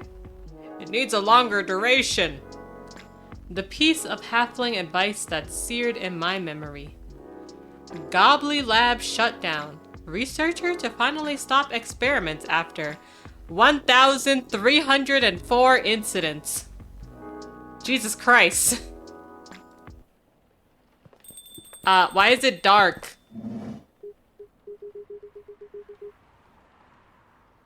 Hold on. I gotta look through everyone's shit.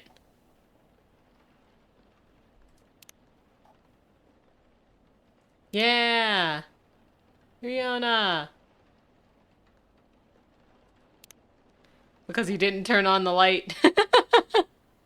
I guess you got a point. Oh, cute! Look at these guys in their selfie. They're so cute.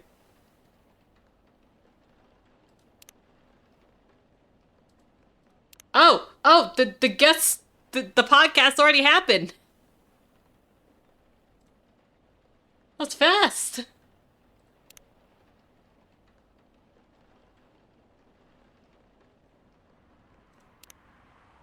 Down to Ride Vlog, #1 mystery adventure. Cute. She's so cute. I love her short hair so much.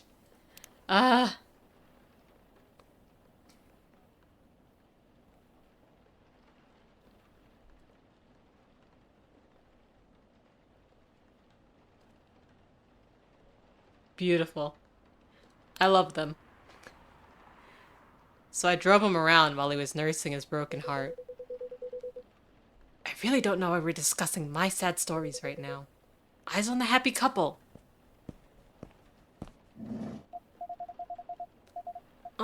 It wasn't sad so much as cute, though. But it's true that you and Mr. Bailey should be in the spotlight, Miss Lua. Or just in the light. I forgot I forgot the voice I gave him. I'm sorry. Sorry, I'm trying to get to the switch. Ow. Oops. My apologies, Mr. Gala. You're literally solid, like a wall. I'll take that as a compliment. Ah, here we go. Look at them! They got married! Cute! You all found your way to a seat. I'm impressed. We've been here often enough that we know the place like the back of our hand. That's what it means to have regulars, Sesu. So it does. Now, shall we get this celebration started? Please, I'm so excited. That's adrenaline for you. Hang on to that feeling. You call it adrenaline, I call it deep, passionate, irresistible fascination for a husband. Hold on. Bailey's, I'll get you. Don't worry. Hey. Don't get too cocky, Mr. Miller. Oh, are you taking Lua's last name, Bailey's? Huh, no. We're keeping our last names. But I'll be Mr. Miller if it pleases Mrs. Miller. Anything to make you happy. I love them! Ah, you always make me melt. Disgusting. Hide! He said, wiping off his tears. How many times must I tell you? It was the City Hall flowers they make my allergies flare up. Sure, let's go with that. This would be the perfect time for some drinks. I wouldn't say no to something hot for sure. And to something sweet. To something decadent and chocolatey.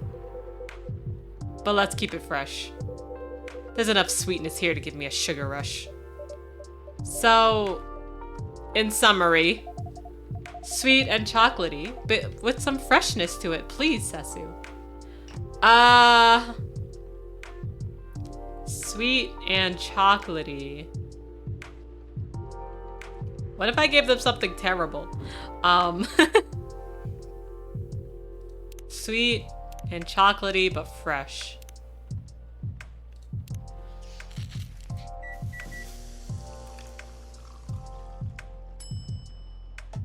What a cute drink after midnight.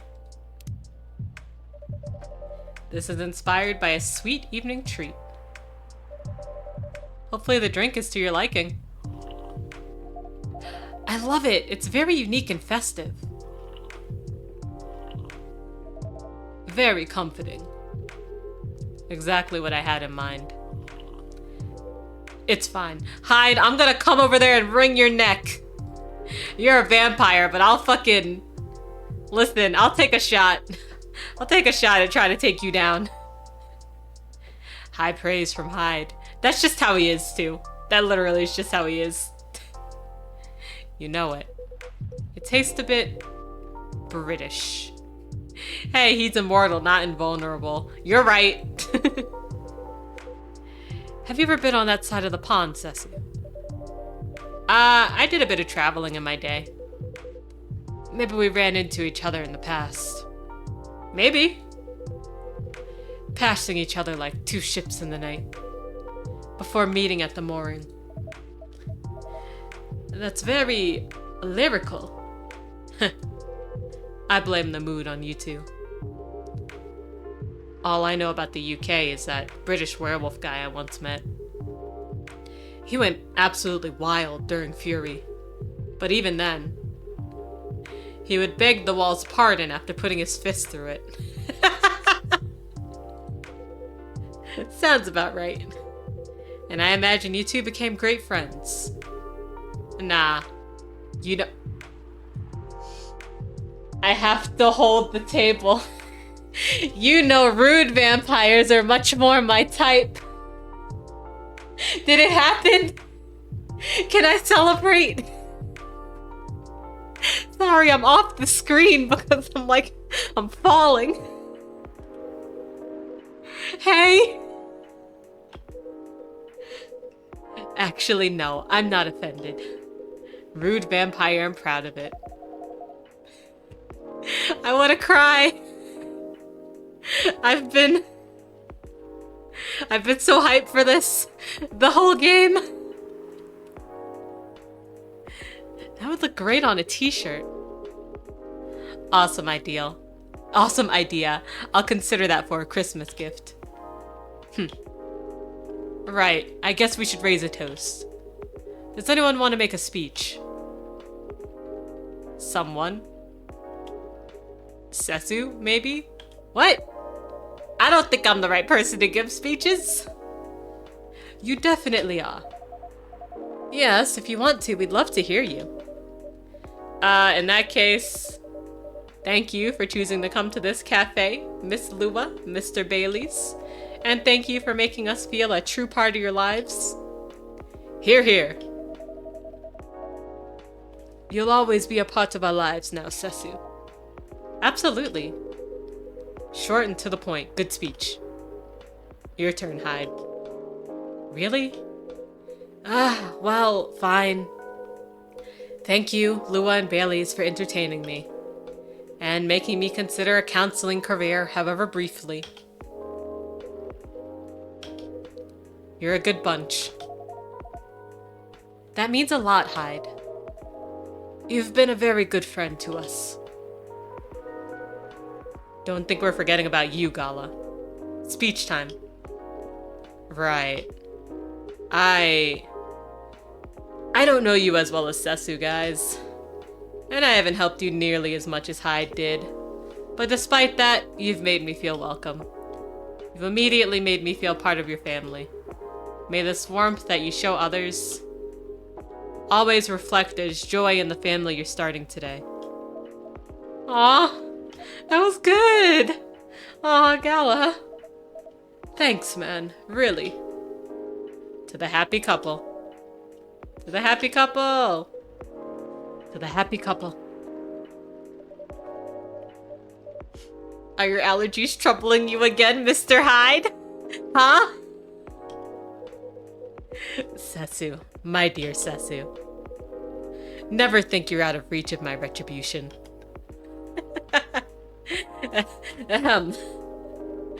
I do apologize that we only serve soft drinks here. Some bubbles would have benefited the occasion. Don't worry about it. As far as I'm concerned, it suits me just fine. Yeah, we're not really drinking booze these days. Oh? Oh? Yo. Fucking. Hello? I'm like pointing at the screen at them like, hello? Speaking of starting a family, just in case, you know. Ooh. Sorry, that's me slamming the table. And I'm avoiding it in solidarity. That's nice, you guys. Rooting for you.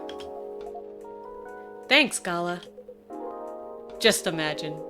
Little purple elves with horns running around everywhere. I know! Bailey's is so good. And so a lot of like there's been a lot of friction between Lua and Bailey's this game. Mostly because they both knew they wanted to marry each other. And they were both heavily into like planning the wedding. But they just couldn't they couldn't mesh on what they wanted out of their wedding. And a lot of the problem with Bailey's was that he wanted to make it a perfect day for Lua. And so, you know, he's like very like on point of like seeing all the things that she likes on like whatever the fantasy Pinterest is. And he's just like, you know, I thought this was like what you all wanted. Like, I thought you wanted a very like extravagant wedding. And it was up to Hyde actually to say like, hey, stop pretending, stop thinking that you know what Lua wants. Lua knows what Lua wants. What do you want out of your marriage? What do you want out of your wedding? And so he's just, he's a wife guy. He's a wife guy. I'm so glad they got to this point. I'm so happy. I aim to please. Personally, I'm fine with soft drinks as well. Never liked the stronger stuff. He's not lying. I never saw him touch it. Is there any specific reason why not? I just don't like the taste. Never got used to it and never particularly tried to. Hey, it's me! People assume I like to drink, especially since I'm a big, burly guy, I guess. But nope. Assumptions like that are annoying to me. I like that you look at it just as a taste among others, Gala. Sometimes I want to taste wine, and sometimes I just want tomato juice. Definitely. Booze just became this big social thing, but I for one wish there was a better range of soft drinks. I went to a very expensive restaurant a while ago. They had a soft drink pairing option. They imported some alcohol-free Vermont homemade, some fruit juice, and it all tasted really nice and unique. But then they also had edible robots. And they made a miniature forest out of vegetables and dark chocolate. Wow. When did you go to a place like that? A while ago with my family. Oh, of course. Your rich elf family. Back when we were still in touch. Bye. I'm okay, sweetie. Well, I make a mean cocktail. There's a hard version and a soft version. And the hard version, I use vodka. And the soft version, I don't use vodka. Fair enough. What else goes into it? A little bit of basil, some lemon juice, a pinch of salt, tonic water. Sounds like something I'd enjoy. Wait for it. And of course, a big dollop of fresh blood. Here it comes. O-type, preferably. Universal donors and all that. She's like, man, you fucking vampire. Yuck. I think this is a joke. I hope this is a joke. And this is why he never gets invited to parties. What do you mean? I'm invited to all the parties. Yeah, I think the consistency there is off. A dollop of blood? Thank you so much for being with us, the three of you. Thank you for having us. It was fun to meet your friends from work, Baileys. Hi, how's it going? Happy Friday. I hope you're having a good Friday. We're going through coffee talk. I might scream a little. Not in like a scary screaming way, but I'm pretty sure my ship has been canonized, and so I'm feeling a lot of ways around it.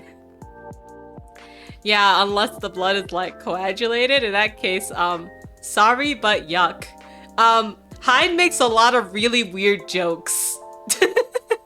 So I think it's a joke.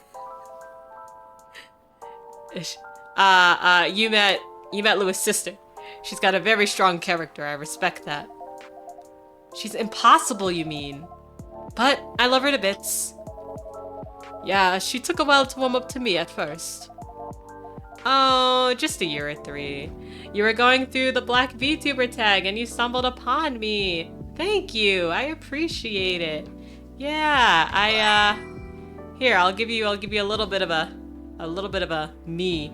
I'm Sesu. I'm a Gorgon VTuber. I like to play a variety of games, mostly indie games, including visual novels, dating sims, story-rich games, and a lot of Nintendo Switch games.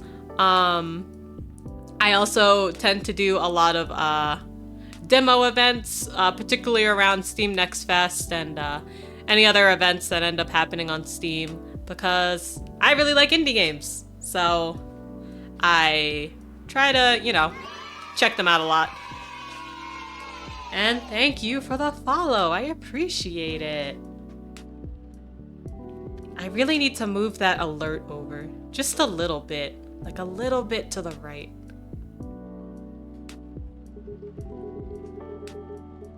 But yeah, we're very far in our playthrough of Coffee Talk episode 2. Probably either this stream or next stream we'll probably finish it. Hey, listen. I am adorable. I'm cozy. I'm clumsy. That's adorable. That's adorable as hell. But I'm also an adult, so I will curse. And sometimes I will talk about climbing Gallo like a tree, because he's a werewolf man and very big and tall. But, I don't know. I'm generally cozy.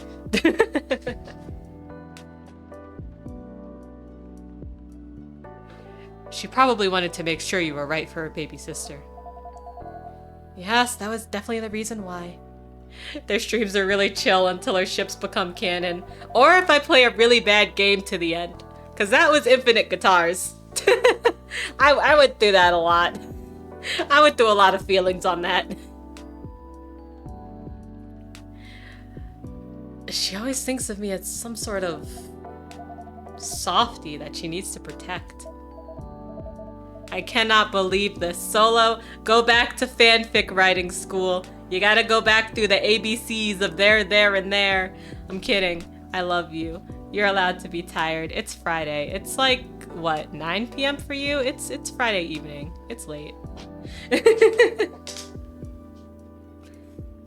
Well, I mean, compared to her, Gala is a softie. I'd say Gala's a softie compared to many people. I'm slamming my fist on the table. Fair enough. 4:30, go to bed! Go to bed! But yes, I think she could take him when he's under fury. If Sesu ever moves out and I'm out of my specialty, I can ask for your sister's number, I guess. They are very hot. And I think they're together now, I think. We got one throwaway line. I'm holding on to it really tight. You would have to hurry, or you'll have to step over, your primary school friend, Bailey's. Gala's at least flirting. I agree! He definitely is. And I mean, Hyde definitely seems like, you know, receptive to it. And the thing is, like, listen, these guys have been together for years. You're a gay cis man, a little derpy, but I'm kind. Listen, I love it. You're welcome here. Thanks for being here, Obsolete Proxy, and also, happy Pride! I hope you're having a good Pride month. I hope you have good Pride plans. My Pride plans, I'm still not into large gatherings, but there's a tattoo place near me doing Pride tattoos next weekend, and so I guess I'm getting another tattoo. And that's just how it goes, I guess. I actually need to double check all their stuff. I think I'm getting a bird. I think I'm getting a bird tattoo. I just don't know where to get it. Like, it would make sense near my shoulder, but like, I don't know. I don't know if I ever want to like get a cobalt tattoo to put there, so it's kind of difficult. Large gatherings are overrated to me, to be honest. Me and social anxiety. I feel that. I feel that. I I I mean, pre-pandemic I was okay with large gatherings, but it was always like, I was either by myself or in a really small group. Is that your first? No, no. I have a full sleeve on my right arm, and then a tattoo on my leg, and a tattoo on my back. So definitely not my first. But it has been a few years. It has been a few years since I've gotten one. So I'm kind of excited. You'd like to get your first? Ooh! What are you thinking about getting? And where are you thinking about getting it? I think, somewhere with meat is good. An arm is good. A leg is great. If you're like me and you have like my back is like kinda, I don't have a lot of meat there. So it kinda hurt, but yeah, the meat. I have to say my least favorite thing about my least favorite thing about getting a tattoo is getting shading, which is such a weird thing to hate, but I don't know. Something about the needle on it is like, it does not spark joy on me. Well, I got enough meat to go around, so I might be good. Yeah, you'll be fine then. One thing that my first tattoo artist said to me was like, oh, getting a tattoo is like having a cat scratch you for like a few hours. And honestly, he's not far off. It really was like cat scratches. You work in IT, so you want to get something nerdy or related to computers. Yeah, I think that could be fun. I work in the computer field, not particularly in IT. Although I guess if you asked anyone in non-IT in the company, they'd be like, yeah, they're in IT, even though we don't really do information tech, but whatever.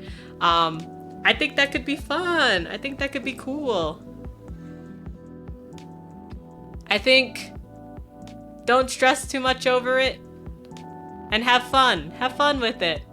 And also be careful because tattoos are addictive. You'll get one and one another immediately. It's also itchy. It's also really itchy. Like, if you are a person that has never experienced a sunburn, you will experience one after a tattoo, or the feeling of one at least. Your skin will peel and it's kind of gross.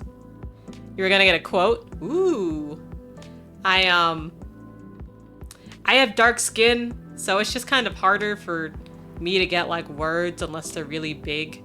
But I think that could be fun. You can get a quote. You could get it in like different colors. You could even get it in like kind of a black and rainbow color type vibe. That might be cool. You've considered tattoos, but you can't settle on the what and where. But mostly it's the one thing your mom has asked you to never do. So you don't feel strong enough about anything to go against her wishes. It's kind of the same thing with my significant other. Like, his mom is very against him getting tattoos. But he's also like, I don't really feel like strong enough about anything to get it tattooed. Yeah, I don't know. Don't worry, I'm highly melanated, so I'm in the same boat. Listen. Good luck. Good luck. I've had good tattoo artists work on my skin and like okay tattoo artists work on my skin, and depending on the area you're in, I don't know what kind of area you're in, but I got most of my tattoos in the PNW, and none of them have fucking dark skin in their bio. So until I found my tattoo artist that I really love, I say artist with an S because they're friends and now they run the same like tattoo place. But you know, they're both like Filipino, and so they work on dark skin a lot. So I trust them with my life. But some people I can't trust like that. But yeah, just be careful.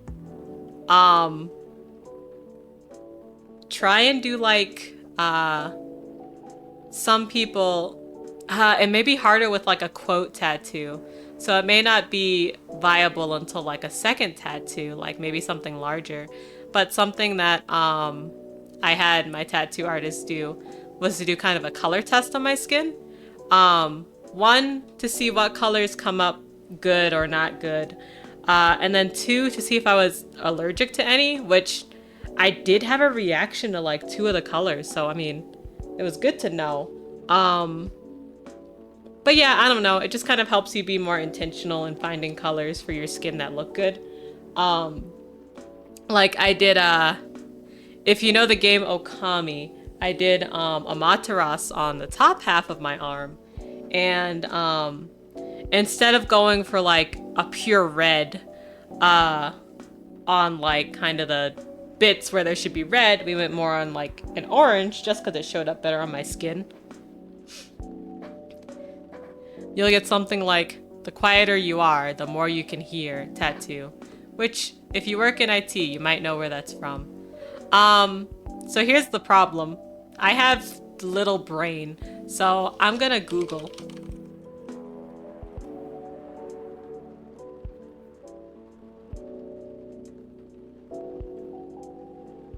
Surprisingly, none of this helped me. Hold on. Maybe if I keep going through. Oh, okay. Okay, I see.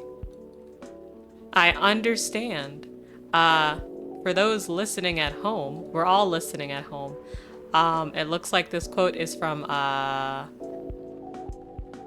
Linux. I might be right, I might be wrong. Google is stupid sometimes. And is not actually giving me most of the things that I need to see to figure it out. Yes, exactly. Okay, great, great. Google has not failed me this time. Here, I'm gonna continue chatting because I looked at the time and I need to order food. So I'll continue chatting while I do that. Yeah, I think that'll be nice. I think that'll be fun. I think, you're going to bed. Good. Have a good night, Solo, please. Kiss your beautiful cat for me. Kiss yourself for me. And have a good night.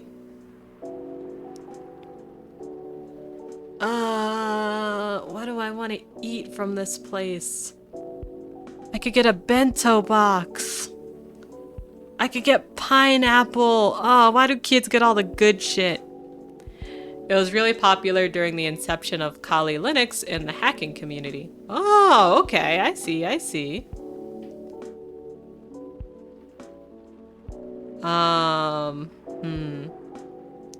My hunger today is bigger than a child's, so I should not get a child's bento box.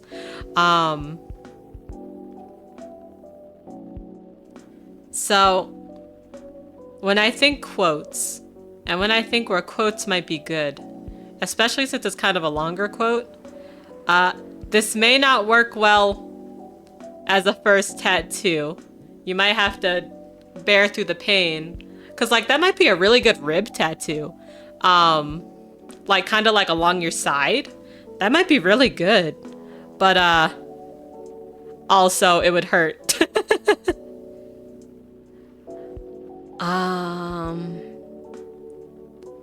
What was I gonna get from this place? Oh, I was gonna get a bowl. That's right. A veggie bowl? No, a tofu bowl. Yeah.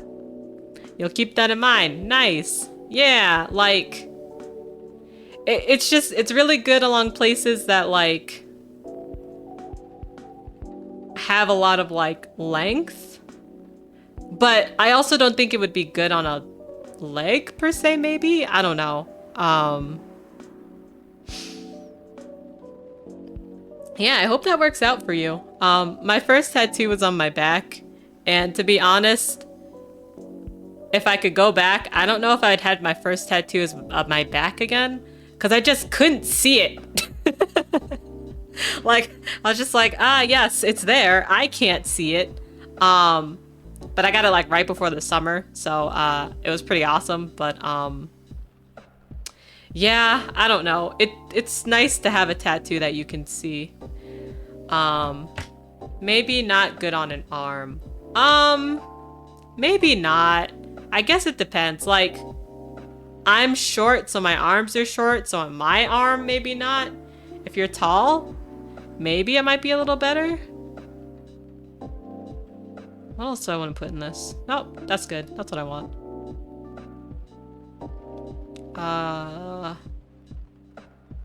I don't want any of those.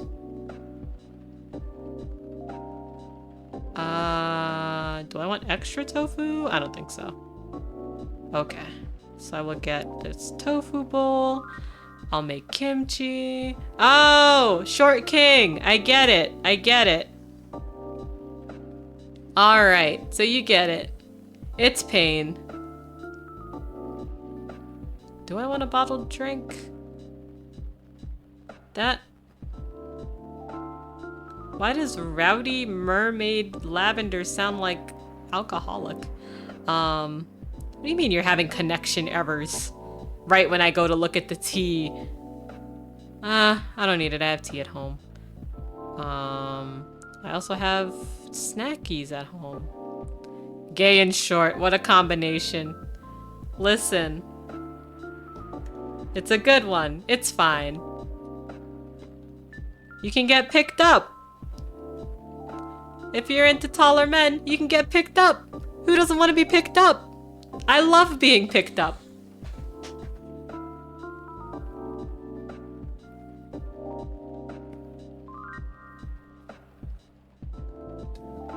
Alright. I'm gonna go through this story a little more. I think I'll probably end it on this day. So let's see what we can get through before my food gets here at 8 o'clock. You love taller men and would love to be picked up, to be honest. That's what I'm saying! That's what I'm saying! You have an opportunity, being short! Before I continue, what's up? I just did it! I was having that whole conversation while doing it. I just put it through. Thank you for reminding me, though. I appreciate it. Don't worry, I got a tofu bowl. I'm gonna enjoy it. I'm also gonna make, probably gonna warm up some kimchi to go in it. Thank you. You went on a date with a guy last year and he was 6'10" and you felt like a baby. How was he living at 6'10"? Oh my god. I'm not one to say how's the weather up there, but really it's gotta be different up there. Oh my god. Did he pick you up? Please say yes. You can't be that tall and not be picking people up all the time. Alright, alright. Let's go through some of this story. I will still react to you as I go, though. I wish he did. No! How could he be 6'10" and not pick anyone up? I'm mad!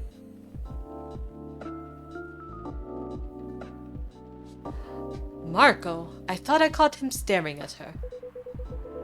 I bet they didn't leave it at staring. Hold on, what are they talking about? Hold on. I'd ask for your sister's number. You'd have to step over your primary school friend, Bailey's. I thought I caught him staring at her. Oh, they might be doing it. The two witnesses. Delightfully cliche, isn't it? You seem to be enjoying the gossip very much, Mr. Hyde. Of course I do. That's how I take my best pictures. During gossip? Oh, okay. Longing glances, touches filled with pent-up desire. Scorn dissimulated in a smirk. They're fucking... Listen. Listen. Do you see the way these guys are side-eyeing each other? They're fucking now. I want to believe. Hopefully you've captured some pictures of our lovebirds, too. Ah, yes. I really can't wait to see them. Well, that's the downside of film. I know, I know. But it'll be worth it, so I'm happy to be patient. Good girl. In that case, I have a little reward for you. Cute! A perfect shot indeed! A 6'10" hot dog is something different.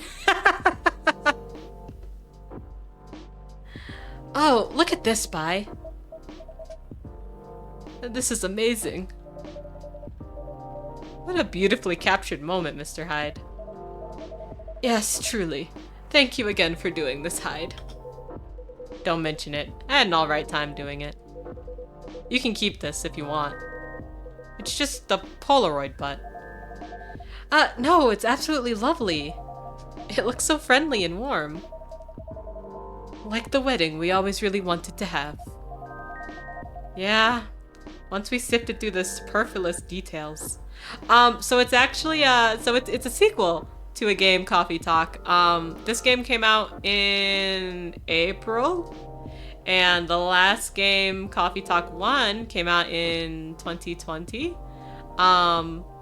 It's quite popular. It's very good. I highly recommend it. The story's pretty damn good. And the gameplay's fun. I love that you guys figured that out in the end. And I love this picture. You think you saw the first one? Nice! Do you only have the one, Mr. Hyde? Why, Setsu, you wanted to frame it and hang it on your wall? Yeah, something like that, actually. Yes! The lo-fi music is so good. Good thing I saw it coming. If our newlyweds don't object, I have almost the exact same one here for you. No objections whatsoever. Yeah, I'd love that. It would mean a lot to have a little memory of this day hanging around here. Thank you. Thank you, guys. No, thank you. Yes, Setsu. I'm not sure where we'd be without you. Don't look at me. I just have tears in my eyes. So I take it you've decided to embrace photography, Mr. Hyde? It would seem so. Oh, come on. Tell them. Tell us what? Nothing's been confirmed yet. They're certainly not going back on it, and you aren't either, right? Of course not. Well then. Just tell them the story. It's obvious you're dying too. Don't have to ask me twice. Hyde has already agreed to shoot another wedding. They're a really sweet couple who's been coming to visit their kid at the hospital. Little Rose has been sick for a while. Doctors think she's going to get better eventually, but no one knows exactly when. So her parents have decided to get married in a room with her around. That's a lovely idea. I bet little Rose is thrilled. She is. An entire party next to her bed, can you imagine? Anyhow, they got to chatting with Hyde, and just like that, he promised to take their pictures, pro bono. That's very good of you, Mr. Hyde. It's nothing. I could use the experience. So that I can milk my modeling ex-colleagues for their wedding pictures. I love him. Always thinking ahead. Sounds like good social redistribution to me. Right? So does that mean you're sticking around for Seattle for good, Hyde? I've got the house, and I've got the job. And I've got my own... I've got my own pocket werewolf. Listen. Listen. So it sounds like I'll be staying here a little while. When did this happen? That's great to hear. How's the house coming along? Taking ages, but it'll look good when it's finished. I'm having it redone from scratch, so it's a process. But as a vampire, my needs are a little... particular. Fair enough. I think it's normal to be particular when it comes to your dream home, you know? What would a dream house look like for the two of you? We're not too sure yet. But we're not repeating the same mistakes. No endless Tomodachi scrolling to look at other people's homes. And no overspending or feeling inadequate on my side. My love, It's alright. I'm glad we talked it all through. Lua made me realize that it's fine if I don't earn as much as she does. And if my family doesn't contribute anything. In fact, Lua's mom told me the same during the wedding. I didn't know you talked about it. Oh, don't worry, it went really well. She said what mattered to her is that I make her daughter happy. Which is good, because that's what matters to me too. And a happy Lua is a Lua who powers through her job. Yeah, I really can't consider slowing down my career. Well, maybe a little. Yeah, when the time comes, but the thing is, I don't mind slowing down my career. I've always been the one bringing up the kids topic. It's not that I don't want them, I was just afraid of what it'd do to my work. That makes sense. Women are always expected to do more when it comes to child rearing. Well, not in our couple. Wife guy! We've decided that when we have kids, I'll be a stay-at-home dad. I knew I loved him. I knew I loved Bailey's. Fucking stay-at-home dad. Let's go, buddy. Let's go. I'll still do some freelance work if and when I still have time. Not so much for the money as to keep my brain working. But I'll be taking care of the little ones and of our place. Fucking house husband, let's go! You know, I kept thinking how happy I am that I met you. I married you. Not many men would have wanted that. You'd be surprised. Times are changing and so on. Times are making more room for people to follow their wishes. I've known many men who would have rather stayed home with their children than go to work every day and almost never see them. You two just complement each other well. I think so too. Mr. Miller. Miss... no. Using my family name on you feels wrong. They would throw a fit if they heard you do that. They absolutely would. It's almost tempting. But none of that matters much anyway. As long as we're still Lua and Bailey's. As long as we're still Lua and Bailey's.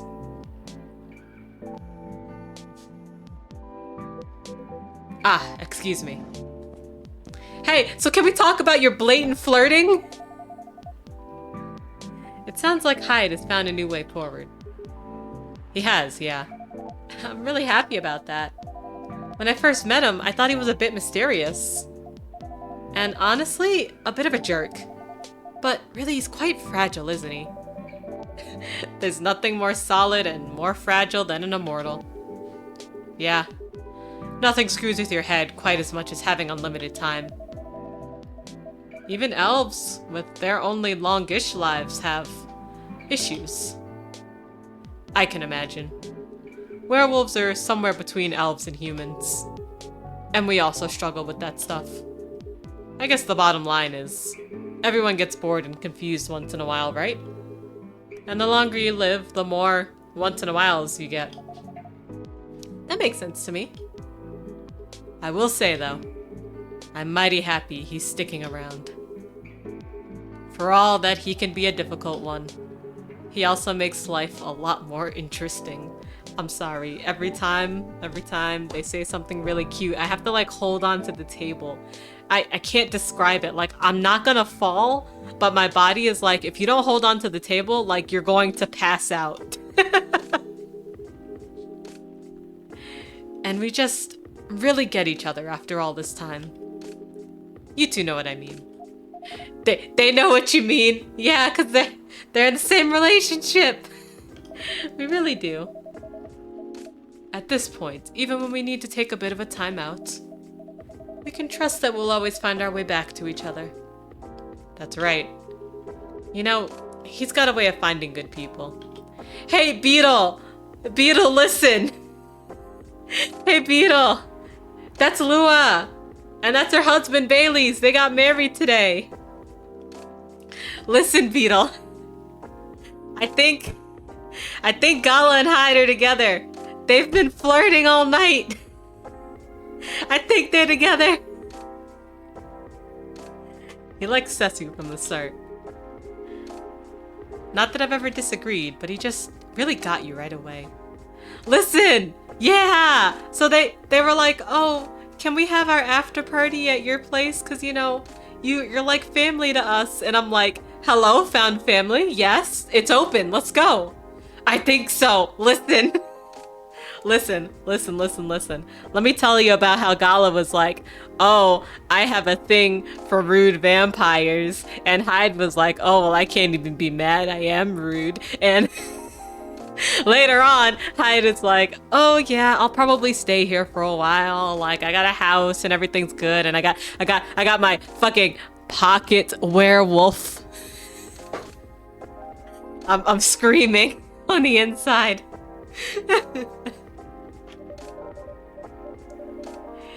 He has been kind to me and perceptive about me as well. And I'm glad he befriended you too. This chat right now, it's really good. Yeah! Pocket werewolf! Fucking quote! You're alright too, Gala. Yes, I'm looking forward to seeing more of you. Ha! Right back at ya. Ah, listen to that.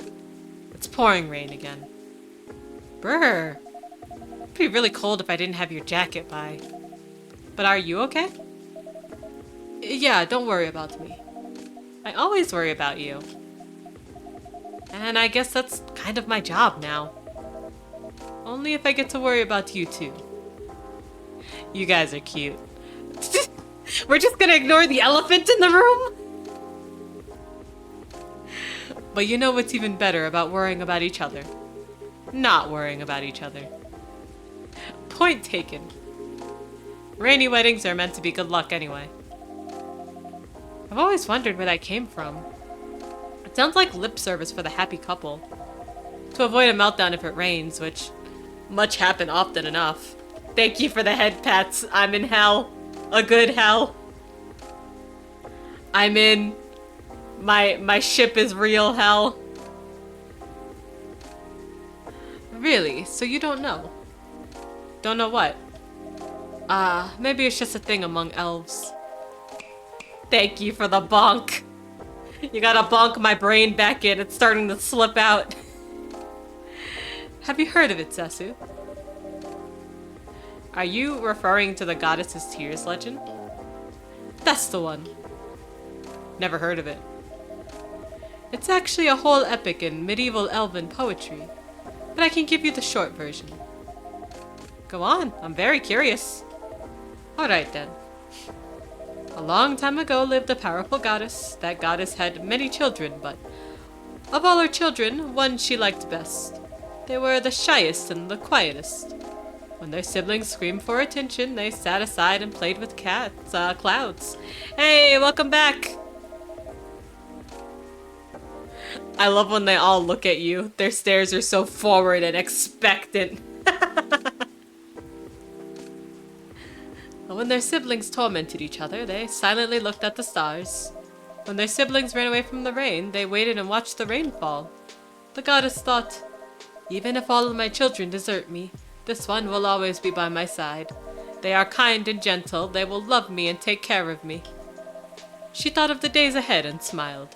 But one day, as the young godling sat on the edge of the cloud, pondering the world, a gust of wind blew on them, and they lost their balance.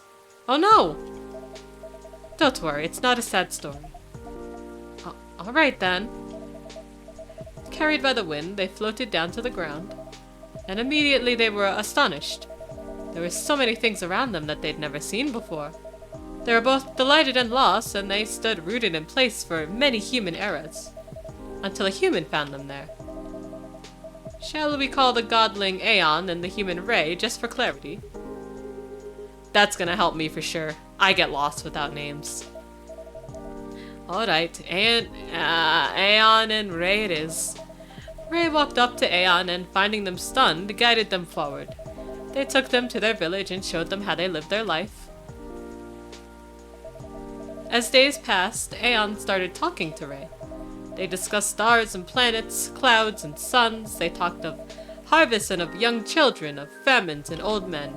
They talked of time and of eternity, and as they looked into each other's eyes, they found both the briefest of moments and the longest era in there. That's how they both knew they were in love. How cute! They decided to get married, but both of them wanted the assent of their family. Ray got it without any trouble.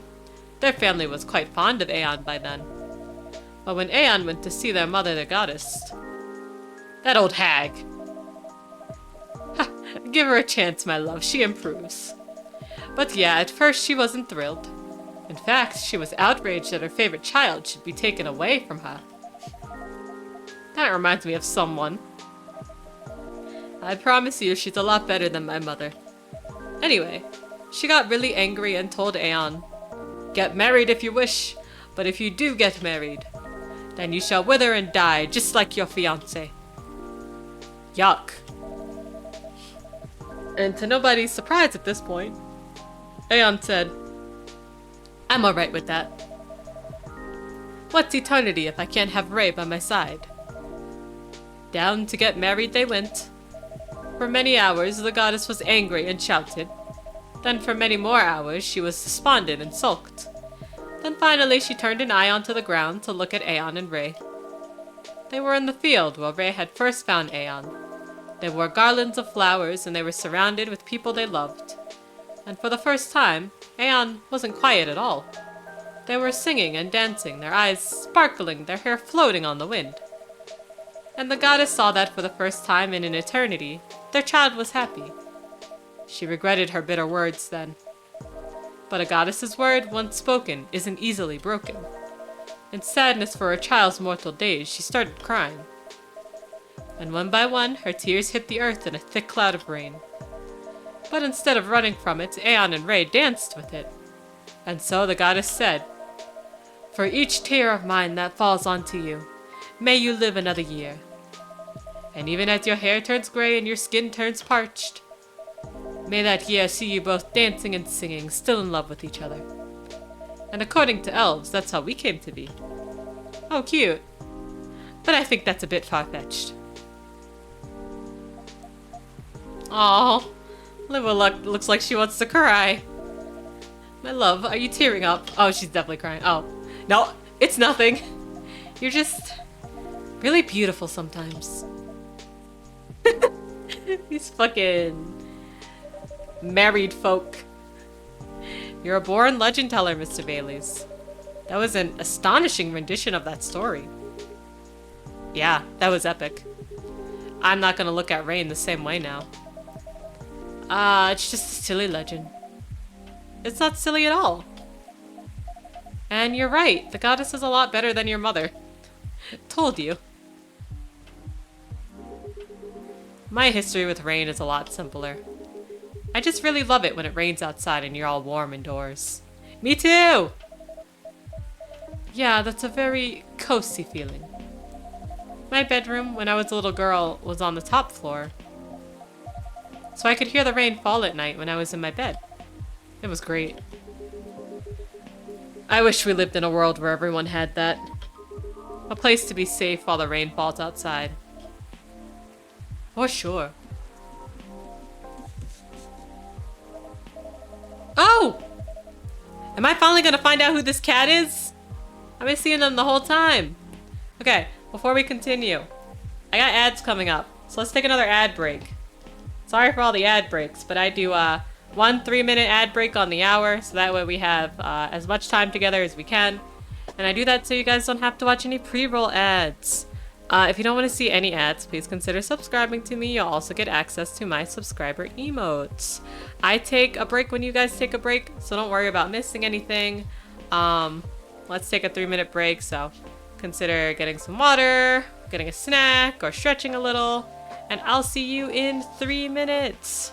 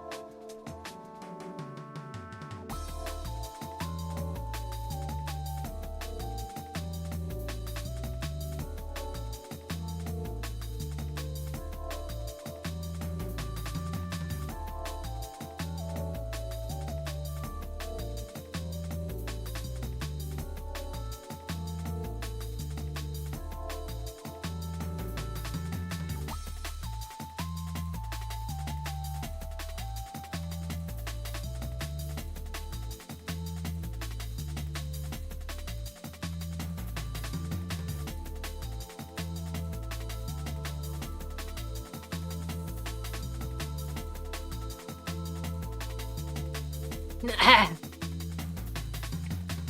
was a terrible sound. I was choking, I'm sorry.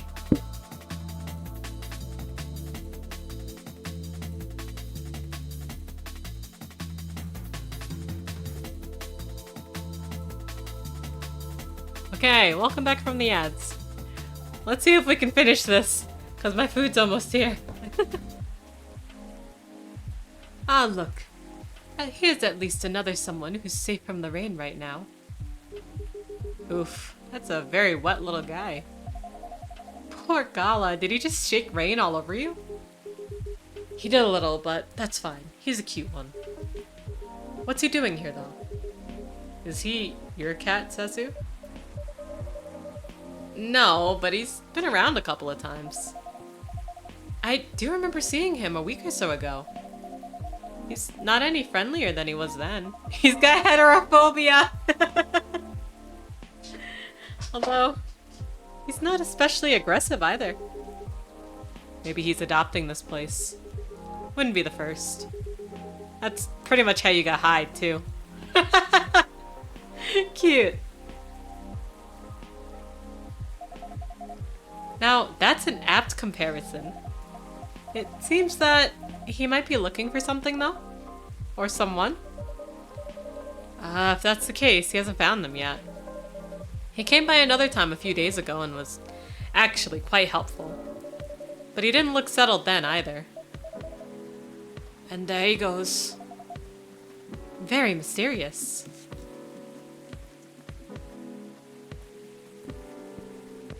Hope this cat finds who he's looking for. What'd I miss?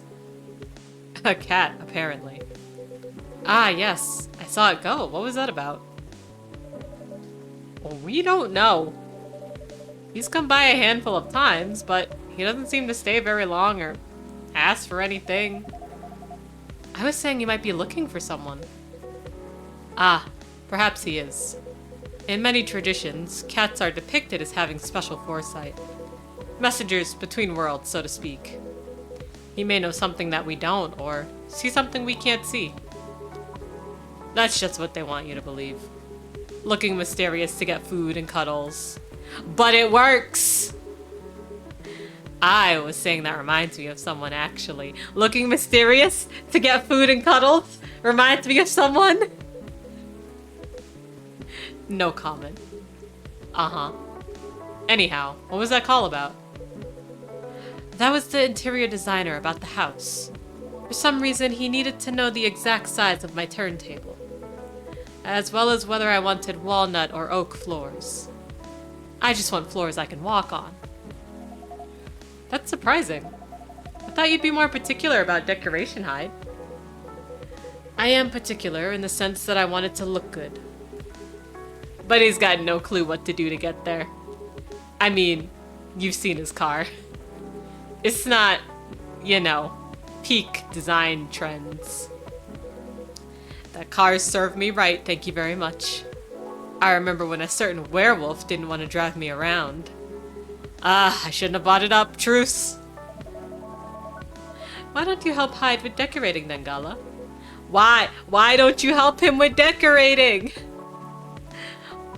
Why indeed? My job, time, your job, time, I see. Everyone's a critic, but the truth is, Gala has no understanding of color, material, or shape. I'm a lazy interior designer at best, but Gala's an interior designer's waking nightmare. Not true, I just go for functional things. That's what people say when they've got no taste. Yeah? Maybe my taste in vampires is the problem here. I have to hold on to the table. I feel fate.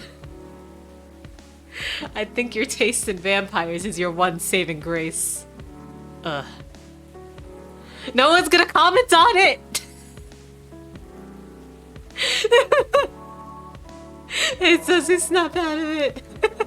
You're lost in the shipping sauce. I'm so lost in it. Thank you. Hey, thank you. Thank you for the food. I appreciate it. Mwah. You guys sound like you're gonna be just fine. Indeed. You know, being like this all together, when it's dark and damp, and feeling good and safe and home, it's a pretty rare feeling in a kind of public place. I think the kinda is key here. As far as I can remember, this has never felt like a strange place to me. It's my space that I'm lucky enough to share with other people I like. You're right! They're matching! They coordinated! I'm faint. I definitely feel the same way. Thanks for that, Sasu. I'm glad that's how it feels for you. Our patrons' comfort has always been our priority. Goal very much achieved then. Same with this tie clip and his gold watch. Listen, and okay, but they're all wearing flowers except for, well, they're all wearing flowers except for Lua, so that makes sense. That also, you are all right. It sounds like everyone's gonna be busy with our own stuff for a while, but I can't wait to come back here and see your faces again. Whether in a week or a month or a year, I know it's gonna be a good time. Cheers to that. Hold on, let me see if there's anything in Tomodachi. There's actually a lot in Tomodachi right now. Hold on. Jorji, what is this? Jorji, is this the lighter? Okay, well he's having an adventure that I'll see next time, I guess. Is that it? Is that all Tomodachi wanted to show me? No, there's more to see. Hold on. Oh, because I didn't actually go in them.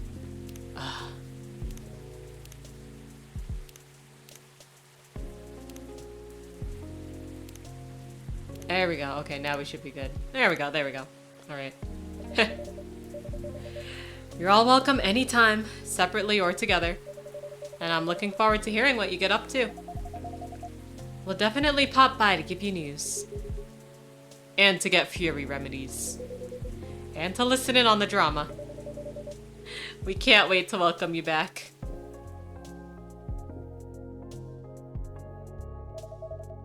I think the rain is over. And we've kept you up for a while already, Sesu. Yeah, we should all use the dry spell to get back home. Consider the night called. You go first, guys, or we'll be stepping on each other's toes. Alright. Good night, Sesu. Good night. Good night, you two. I'm fucking- can I talk to them about it? No? Okay. I just have to hold this inside for the rest of my life. Let's go, darling. Let's.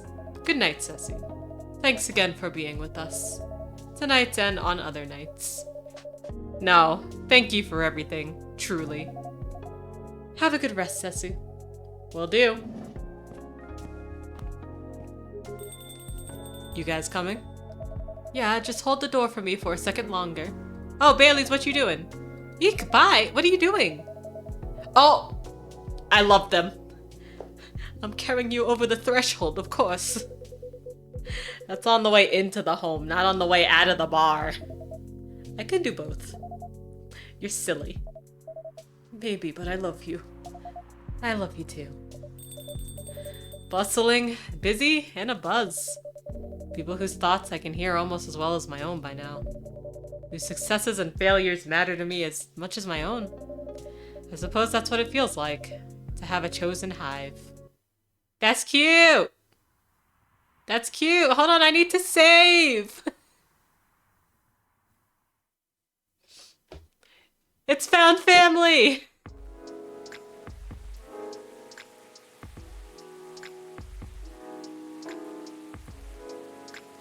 Tuesday, October 3rd, 2023.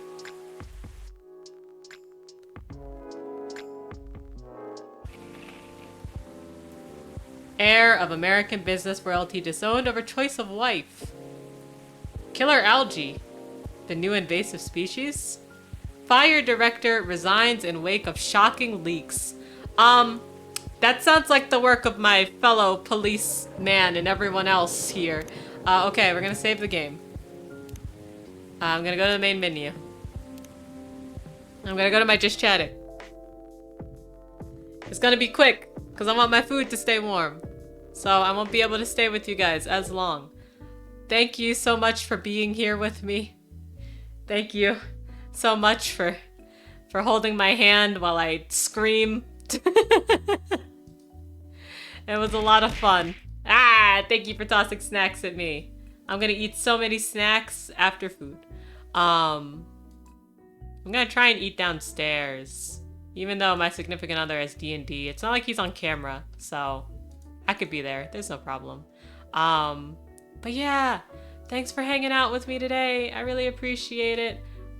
Please stick around for the raid if you can. I don't stream on this weekend. I have a break. I'm excited. I hope you have a good time too, having a break. I'm doing D&D this weekend. It'll be fun. What's my weekend gonna look like next week? I put my schedule out on Sundays. You'll see it. But we'll pull in Celeste. We'll finish Coffee Talk. We'll start on Mr. Saito. And it'll be a fun time all around. Why do I have so many messages? Oh, okay. Yeah, I'm looking forward to it. It's gonna be fun, and it's also great for Pride, from what I understand. But yeah, thanks for hanging out with me. I really appreciate it. Let's find someone to say hello to. I'm really glad that you guys enjoyed Susie so much yesterday. I knew it. I was like, maybe they want to see the chickens. So I'm really glad that it went well. Yeah, I love Susie. Susie's so cool. Susie's fun. And Susie's chickies are so cute. Every time I see a new video, I send them directly to my significant other because Alex loves birds. So I'm like, hey, look at the chickens. Look at how much they've grown. So it's cute and fun. Okay. I think I'm gonna send you guys to Brumble today. And Brumble's playing Monster Prom 1. Against I think. invisible ninjas, Yes. who are totally real.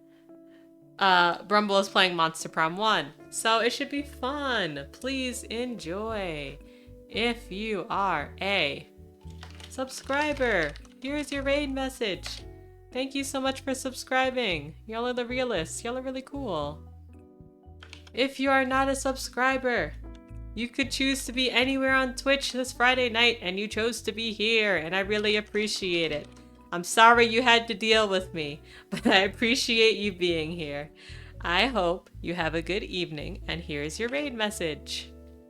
Let's send some fun and good cheer to Brumble and Hazel, who she's streaming with, as they do Monster Prom and, you know, get dehydrated over all the hot characters. And I'll see you next time. Let me start this raid. Let me type in Brumble's name since she didn't straight come up. Okay. Let's do it. Let's do it. I'll wait for the raid to go a little longer before I press my offline, because as soon as I press it, not as soon, but anyway, thanks for hanging out with me today. Have a good one. Eat some food, drink some drink, have a good sleep.